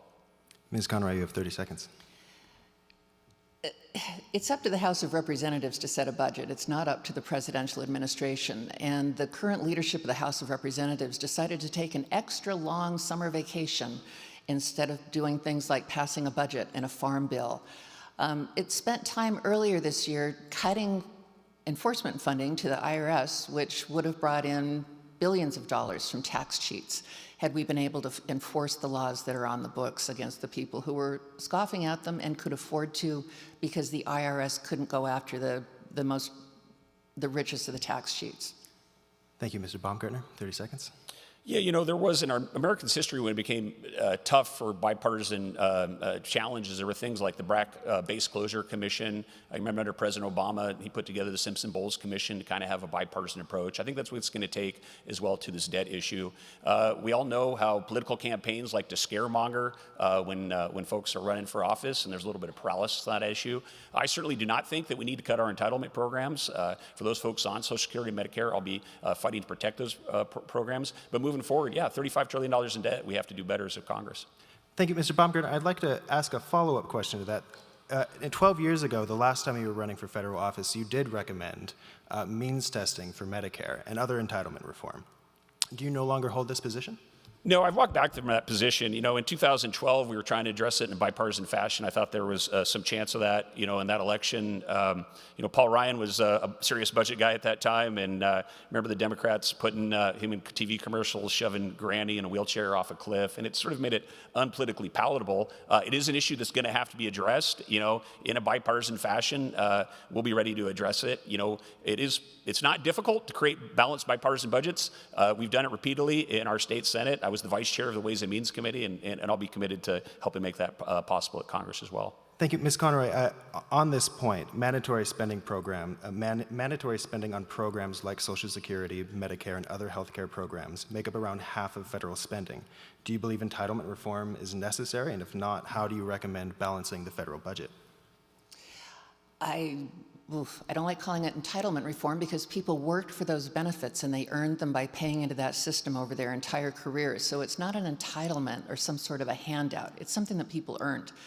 We can do things like scrap the cap so that the high-income folks who are getting above $168,000 a year, $162,000 a year, continue to pay into Social Security. And that would sustain our Social Security programs for all workers for the foreseeable future. And so, yeah. Thank you. We will be turning now to the Affordable Care Act. We have a question on the screen from a Gonzaga student. My question for you today is, many impoverished and underserved neighborhoods face substantial environmental problems from pollution and climate change that negatively impact community members' health and well-being. What would you do to address these problems, including the impact on urban areas from worsening heat waves? Thank you. I apologize. It seems that we've gotten our recorded questions out of sync. That will be you, Mr. Baumgartner. Well, I think when we're dealing with climate change, we need to be science-based. My father was a professor of forestry at Washington State University, a natural resource scientist, so grew up in a family of scientists. One of the things that our state is poised to do is to embrace improvements in clean hydroelectricity and clean nuclear energy. There are many micro-nuclear power stations already in operation in the U.S. government. There are a lot of them are on our Navy ships, but through Hanford, we have a great ability to implement new power stations across the country that can produce clean, reliable power. Because of the scares, a 3-mile island and some outdated technologies, America has really walked back from nuclear, but it is an area where we can invest, be a global leader, have renewable, clean energy, and at a low cost and in a safe way. Ms. Conroy? But climate justice is also a real issue, and this is something where federal local government partnerships can make a big difference. We've seen that here in Spokane, where the Gonzaga Climate Program found out that there were urban heat pockets where underserved neighborhoods didn't have the trees to help create cool in the summertime, and some federal money came in, and we've been able to implement it with volunteers, including me. I was out digging holes to put urban trees into, and we need to take a look at those of us who've been, the members of our community who've been underserved, who are most at risk for heat and cold climate impacts here, as well as for farmers across the district who are not going to be able to adapt to climate change on their own. And the investment in WSU's climate adaptation programs that many of our farmers are taking advantage of is a prime example of using local knowledge and local awareness with federal funds to bridge the scientific knowledge gap. Thank you. Mr. Baumgartner, 30 seconds. Yeah, one of the big problems we have in our community for all areas, but particularly underserved, is the threat of smoke and wildfires in the summer. One of the things the federal government can do, and I spent 2 summers on fire research teams when I was with U.S. Forest Service when I was in college, is we need to harvest more trees. We need to bring down our fuel load because of all the fire suppression with our forest fires in the last 100 years. We have more trees, more fuel growth than we should have in our forests, and if we further harvest our forests, we can bring down the fire danger and have less smoke. Thank you, Ms. Conroy. 30 seconds. With respect to nuclear power, we've got Hanford still being one of the largest cleanup sites in the country, that still has to be done. And so when we move, if and when we move into nuclear power, we need to make sure that we use just the same zero tolerance for error level that we have in the US Navy with our nuclear-powered ships and boats. With respect to hydropower, keep our dams, make sure that they run to serve everybody that needs them, including in ways that support our tribal treaties. Thank you. We turn now to unions. According to Pew Research, union membership has fallen by half over the last 40 years. A number of states have passed right-to-work laws that have weakened the collective bargaining power of unions in those states. Mr. Baumgartner, you once introduced a bill to make Washington a right-to-work state. A federal bill introduced in 2019, referred to as the PRO Act, would supersede these state laws and end right-to-work status in these states. If elected, would you support the PRO Act? And do you believe unions have too many or too few protections to organize? Ms. Conroy. I would absolutely support the PRO Act. About 2 weeks ago, I was in Seattle talking with machinists on the strike line at Boeing. And those machinists were striking for exactly the right reasons. They believed that Boeing had stopped listening to its workers who could see safety issues as they were cropping up, that its quality assurance, that its accountability to the public had fallen short in the pursuit of profits. And so we should absolutely protect workers' rights to negotiate for better safety conditions, for better benefits, to claw back the pension benefit that they gave up in the last time the Boeing workers went on strike because they wanted their company to succeed and they were willing to make a sacrifice to do so. And at that time, then Senator Baumgartner tried to strip workers' rights away from every worker in the state. Mr. Baumgartner. Yeah, unions are great. They should just be optional institutions. It's just un-American to force folks to join any organization in order to have a job. My mother was a longtime teacher, 43 years as a teacher in the teachers union. My grandfather worked for General Motors. There's a lot of union members in my family. My personal philosophy is it ought to be optional whether you want to be in there or not. The PRO Act, just so you understand, would significantly drive up your costs on public infrastructure projects across the country. So if you're concerned about that $35 trillion in debt, if you're concerned about the taxes that you're going to have to pay to fund those public projects, or if you're concerned about the lack of economic growth in jobs, the PRO Act would be a detriment to all those things. So it would be extremely costly, and I do not support it. Thank you, Ms. Conroy. 30 seconds. I just think it's really ironic when those of us who are competing to take a government job that will offer us a pension and insurance benefits and paid time off and paid medical leave if our family members get sick would deny that from other workers in the private sector. I've been a worker all my life. I came from a working family, and I will do everything I can do to make sure that workers are protected and can continue to do their jobs safely and have a secure and respectable retirement when they finish their labors. Mr. Baumgartner. Yeah, again, nobody's attacking anyone's benefits. The question regarding the PRO Act at the federal level would take away the abilities of state legislators to make the right laws and business regulations at the local level, and so it's an inappropriate use of federal government authority, and it would be something that would significantly harm the American economy, significantly likely increase your taxes, and significantly increase the debt that future generations are going to have to face. We need more infrastructure in this country. We don't need to jack up the price of that infrastructure. Thank you. We turn now to another recorded question. Hi, my name is Callie Carmichael. I'm a student here at Gonzaga University, and this is my question. The Affordable Care Act has faced continued challenges and criticisms, including a lack of hospital beds and rising costs of prescription drugs. What changes, if any, would you propose to improve healthcare access and affordability for Washingtonians? Thank you. Mr. Baumgartner. Yeah, when the Affordable Care Act was passed, you can think of two big problems in American healthcare. One was access and the other was cost. What the ACA did is it dealt with access before it dealt with cost, and it would be better if we could reverse that.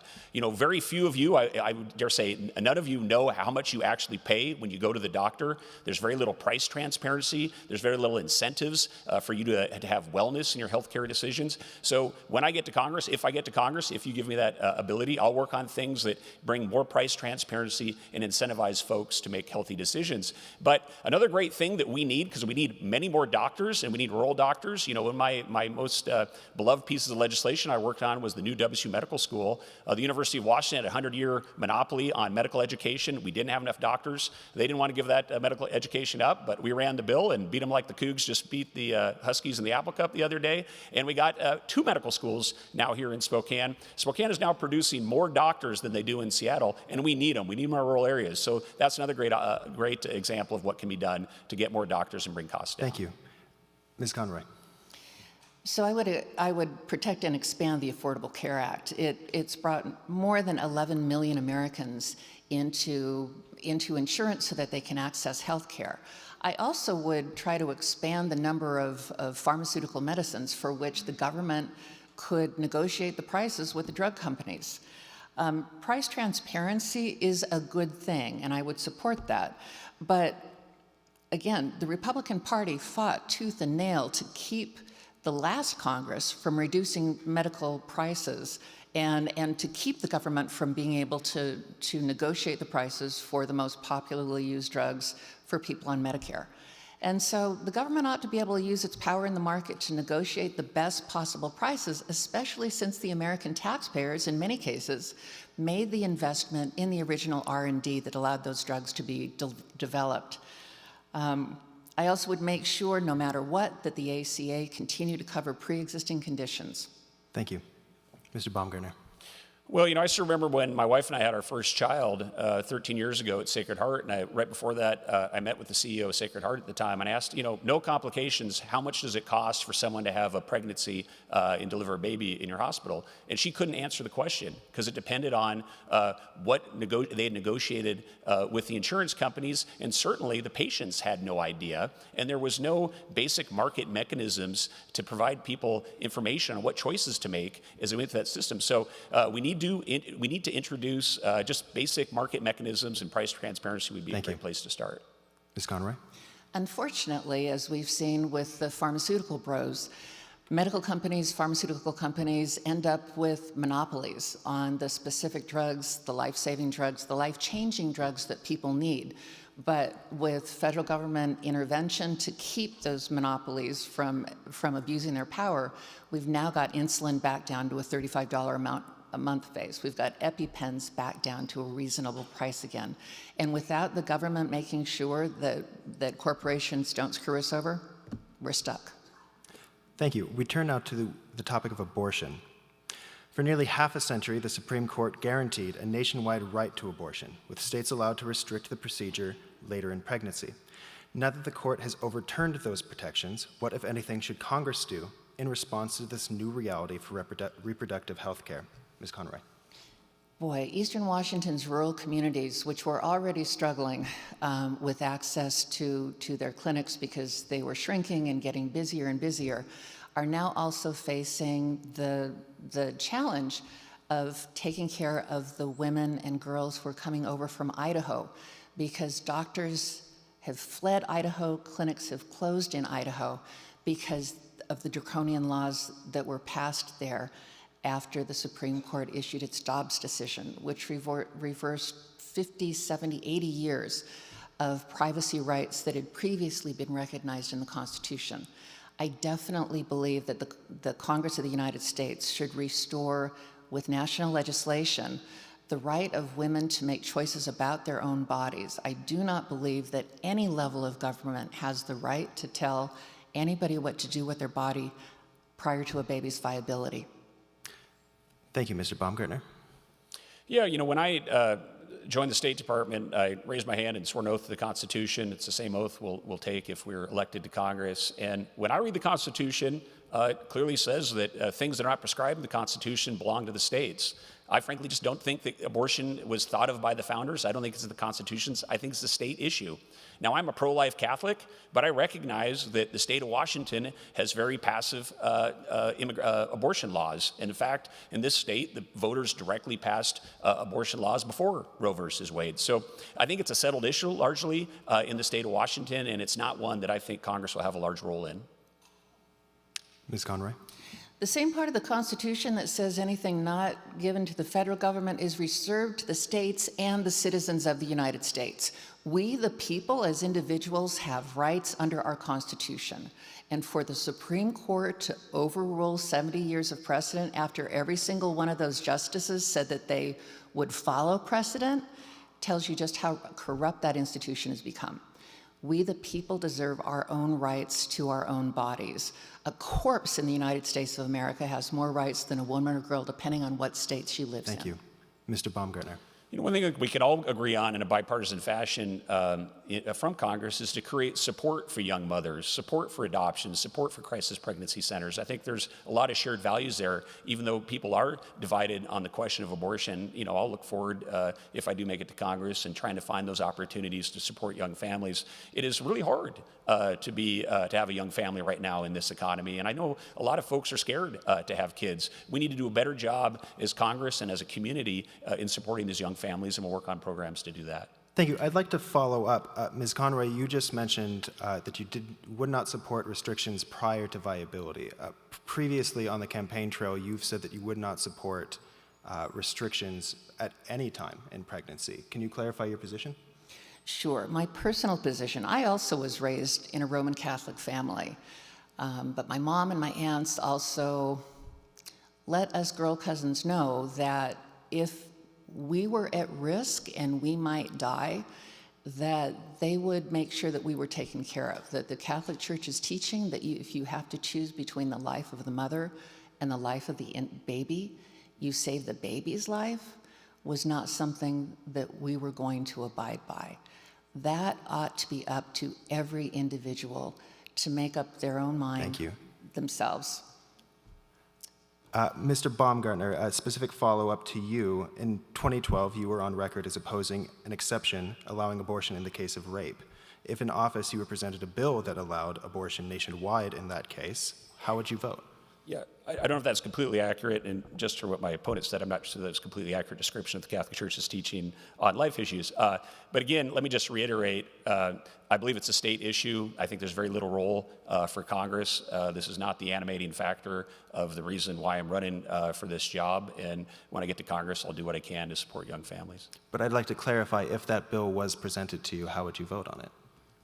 Can you just tell me what the bill? If a bill allowing abortion nationwide in the case of rape was presented to you, if that exception was presented to you, how would you vote on it? Well, I won't vote on any abortion legislation because it's a role of the states. Excuse me, please, no noise, please. We'll be turning now to foreign policy. Ms. Conroy, you spent 20 years, as we've said previously, in the Foreign Service as a diplomat, including over 4 years in Afghanistan and Pakistan. Mr. Baumgartner, you spent over 2 years in Iraq and Afghanistan versus an advisor to the State Department and later a civilian contractor. Given your experience overseas, what role do you believe the United States should play on the world stage? Where do you believe we have met that goal, and where do you believe we have fallen short? Mr. Baumgartner, you'll start this one. Well, it's one of the greatest honors of my life to leave my private sector career and go to Iraq during the Iraq surge and work on counterinsurgency operations at Embassy Baghdad. I'd had the opportunity to join the State Department as a career State Department officer when I left graduate school. Instead, decided to do some different things in the Middle East. But I have so much admiration for our State Department officers. I'm not a military veteran, but it was great to work alongside our members of the military. And I've seen the challenges of being on the tip of the spear of America trying to install Jeffersonian democracies as a means to drain radical Islamic terrorism. So that's not a realistic plan moving forward. I also know that the world is a big, scary place, and we can't recede and be isolationist. So we have to have a smarter, involved military and national security posture, but not one that has had the adventurism, I would say, of the last 20 years. I think I'll bring a lot of skill set to that. I'm very pleased by being supported by my former boss, Ambassador Ryan Crocker, numerous ambassadors that I had worked for, and I think when I get to Congress, I'll be able to help bring a smarter foreign policy. Thank you, Ms. Conroy. Thanks, Emery.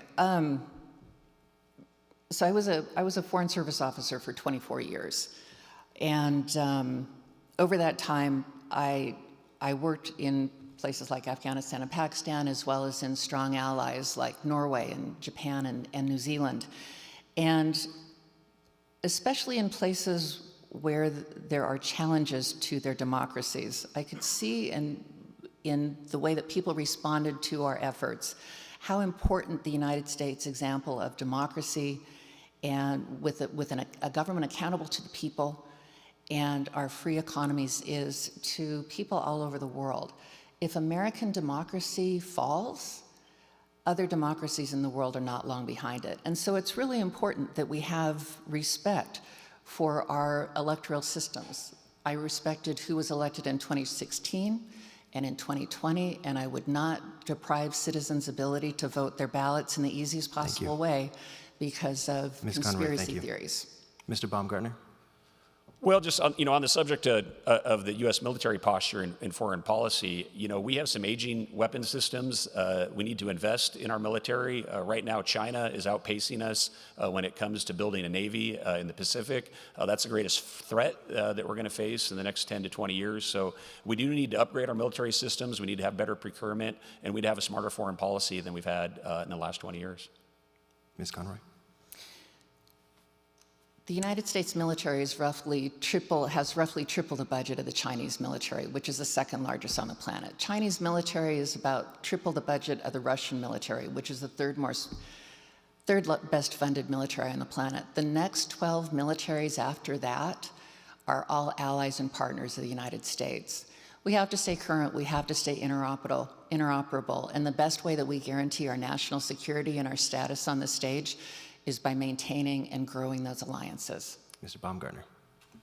I've done twice, but yeah, I believe I accidentally gave Ms. Conroy another follow-up. So if you have something else that you'd like to add, wait for the next question. We'll be moving on to Israel and Palestine. Yesterday marked 1 year since Hamas and other armed groups from Gaza killed approximately 1,200 people in Israel and took almost 250 hostages, nearly 100 of whom remain in Gaza to this day. In the year since, Israeli forces have killed nearly 42,000 people in Gaza and displaced virtually the entire population of the territory, according to the United Nations, while our country has provided a record $18 billion in military aid to Israel in the past year. What role should the United States have in that conflict? Ms. Conroy. The United States, first of all, I want to take a moment just to acknowledge the terrible tragedy and the losses of tens and thousands of lives. And on October 7th last year, I was with some friends of the Jewish faith, and as the news broke out, everybody went to their phones and was absolutely ashen-faced because they had friends and relatives who were taken hostage, and some of them are still hostages to this day. So the United States has to have a role of peacekeeper in the Middle East and continue to work with everybody who's serious about peace. A sustainable peace in the Middle East requires a two-state solution, and unfortunately, neither Mr. Netanyahu nor Hamas and the entire organization is in favor of a two-state solution. We need to get back towards that and get the hostages home. Thank you, Mr. Baumgartner. Well, I've spent a lot of time in the Middle East, been to nearly every country there. First visited the Middle East when I was in high school as a Kerr Scholar for the National Council on U.S.-Arab Relations, and I'm someone that firmly believes that peace is possible. They're all God's children. They all deserve dignity and respect. But I also know that the real step to do that is we have to make sure that Israel, the only democratic country in the Middle East, is strong and secure. What happened on October 7th was devastating and horrible, but it was really an action of the Islamic extreme regime of Iran seeking to destabilize the region and use the Palestinian people as proxies to attack Israel. So until that issue in Iran is dealt with, we're going to have continuing issues, whether it's Hezbollah in the north or the Houthis in Yemen. So it's going to be extremely important that America continue to be involved in the Middle East. And as we say, we're done with the Middle East. Well, the Middle East is not done with us. And it's going to be continually extremely important that America stand by Israel as a first step towards a sustainable peace. Thank you, Ms. Conroy. 30 seconds. Yes.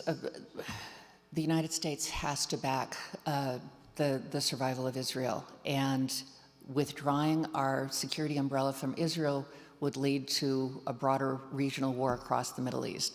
Unfortunately, the second Gulf War created a terribly unstable situation. It removed a buffer zone between the Saudis and the Iranians. which goes back to biblical times. And we broke it, we buy it, as the way Secretary Powell put it. We've got to continue working to peace. Mr. Baumgartner, 30 seconds. Well, I'll say this. I was pleased to join our Jewish community yesterday at a remembrance down in Riverfront Park. And as we honor those victims, it has been extremely concerning, the rise of anti-Semitism in many communities across the U.S.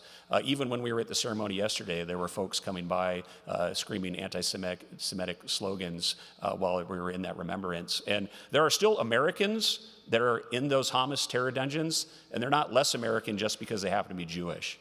So we should all keep them in our hearts.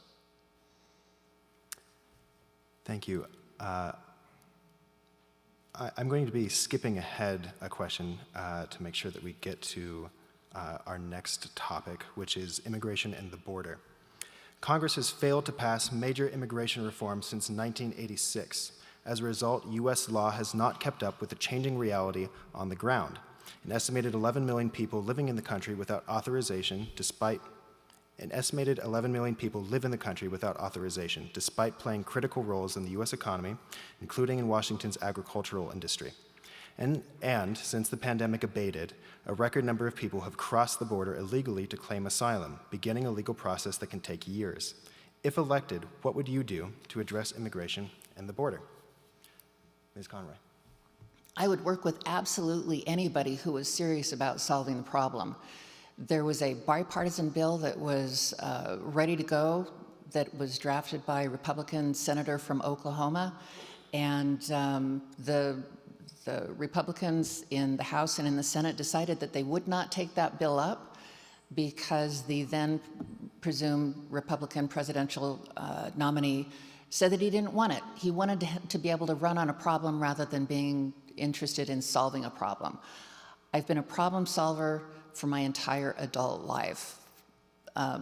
24 years with the State Department as a U.S. Foreign Service officer, which it's hard to get in, Michael. Maybe you could have done that, but you don't know until you try. And you didn't try. So I would go in, work with anybody willing to work with it.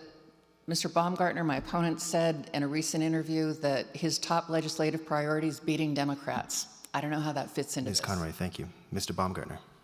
Well, I had the opportunity to visit the border a few months ago, and we went out with some Border Patrol agents at 3 in the morning, and it was shocking what we saw.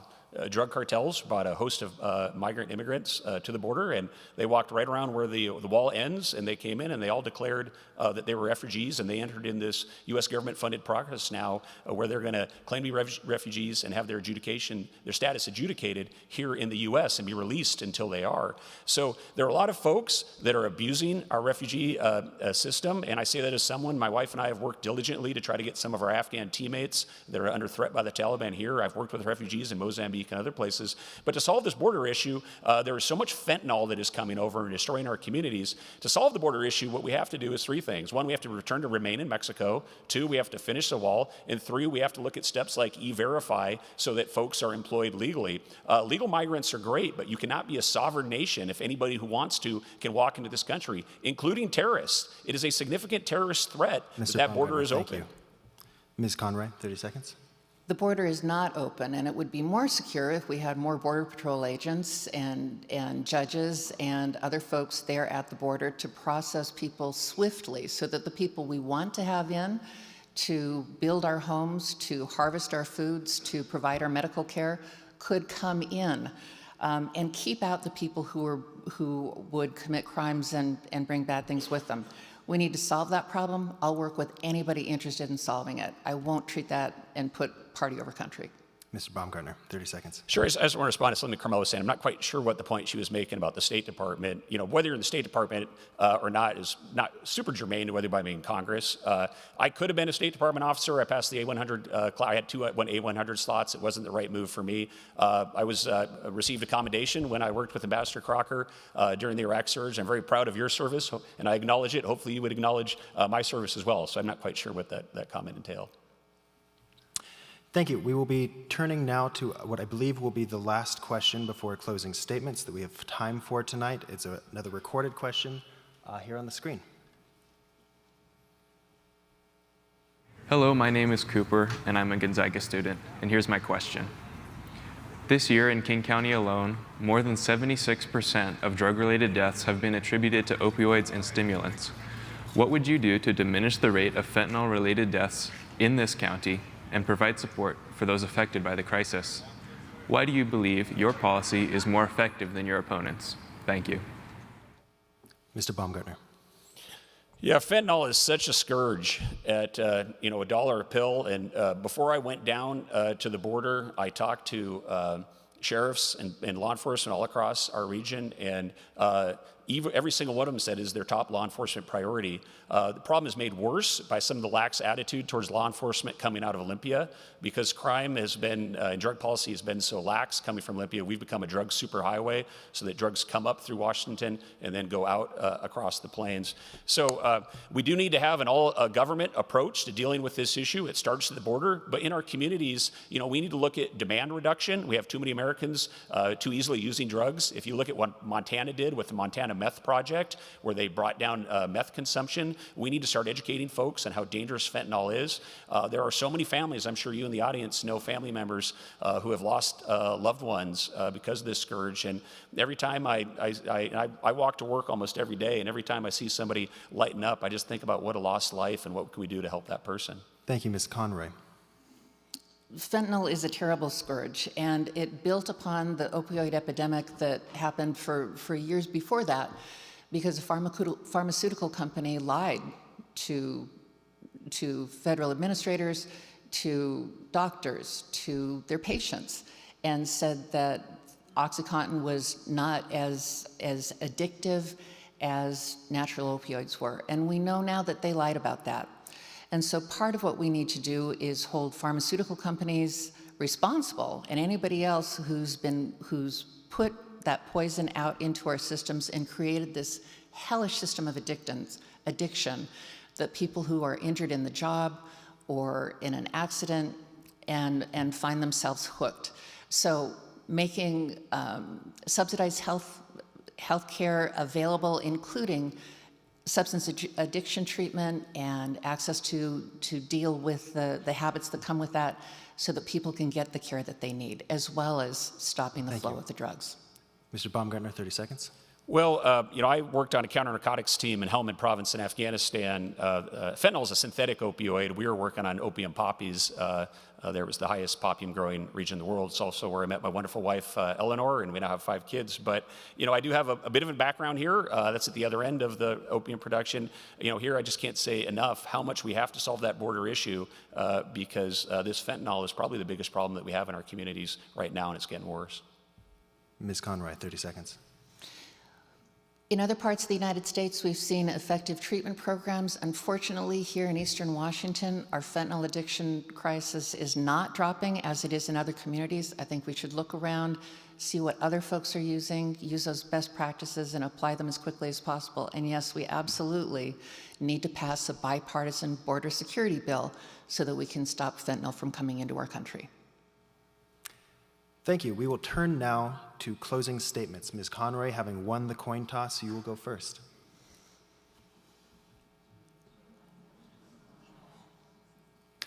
I apologize. Thank you for reminding me.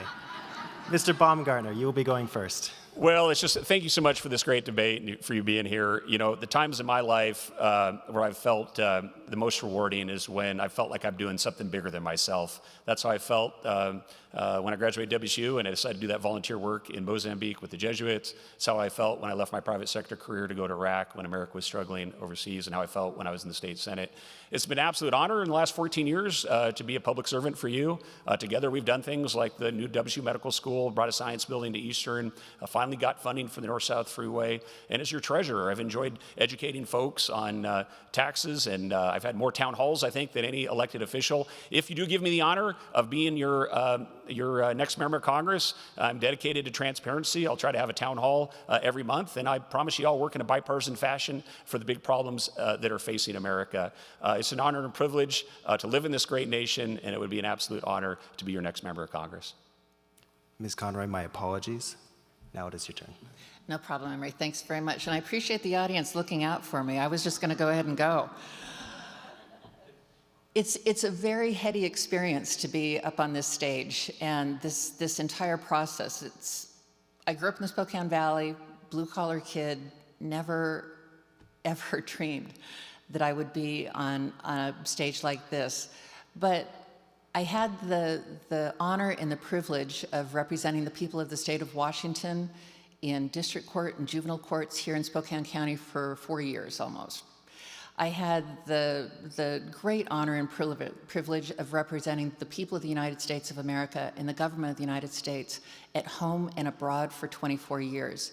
None of almost 30 years of service, never did I ask whose party is served, how does that benefit one party or another. My focus was always on finding the best solutions and common sense solutions to our common challenges. And I would love to go to Washington, D.C. and do that for my home district. Thank you so much. Thank you. That will be it for tonight's debate. I'd like to thank the candidates, the audience, and the viewing public for participating in our democracy, and to remind everyone that ballots will be sent out in the coming days. Please remember to register to vote. Thank you again, and good night.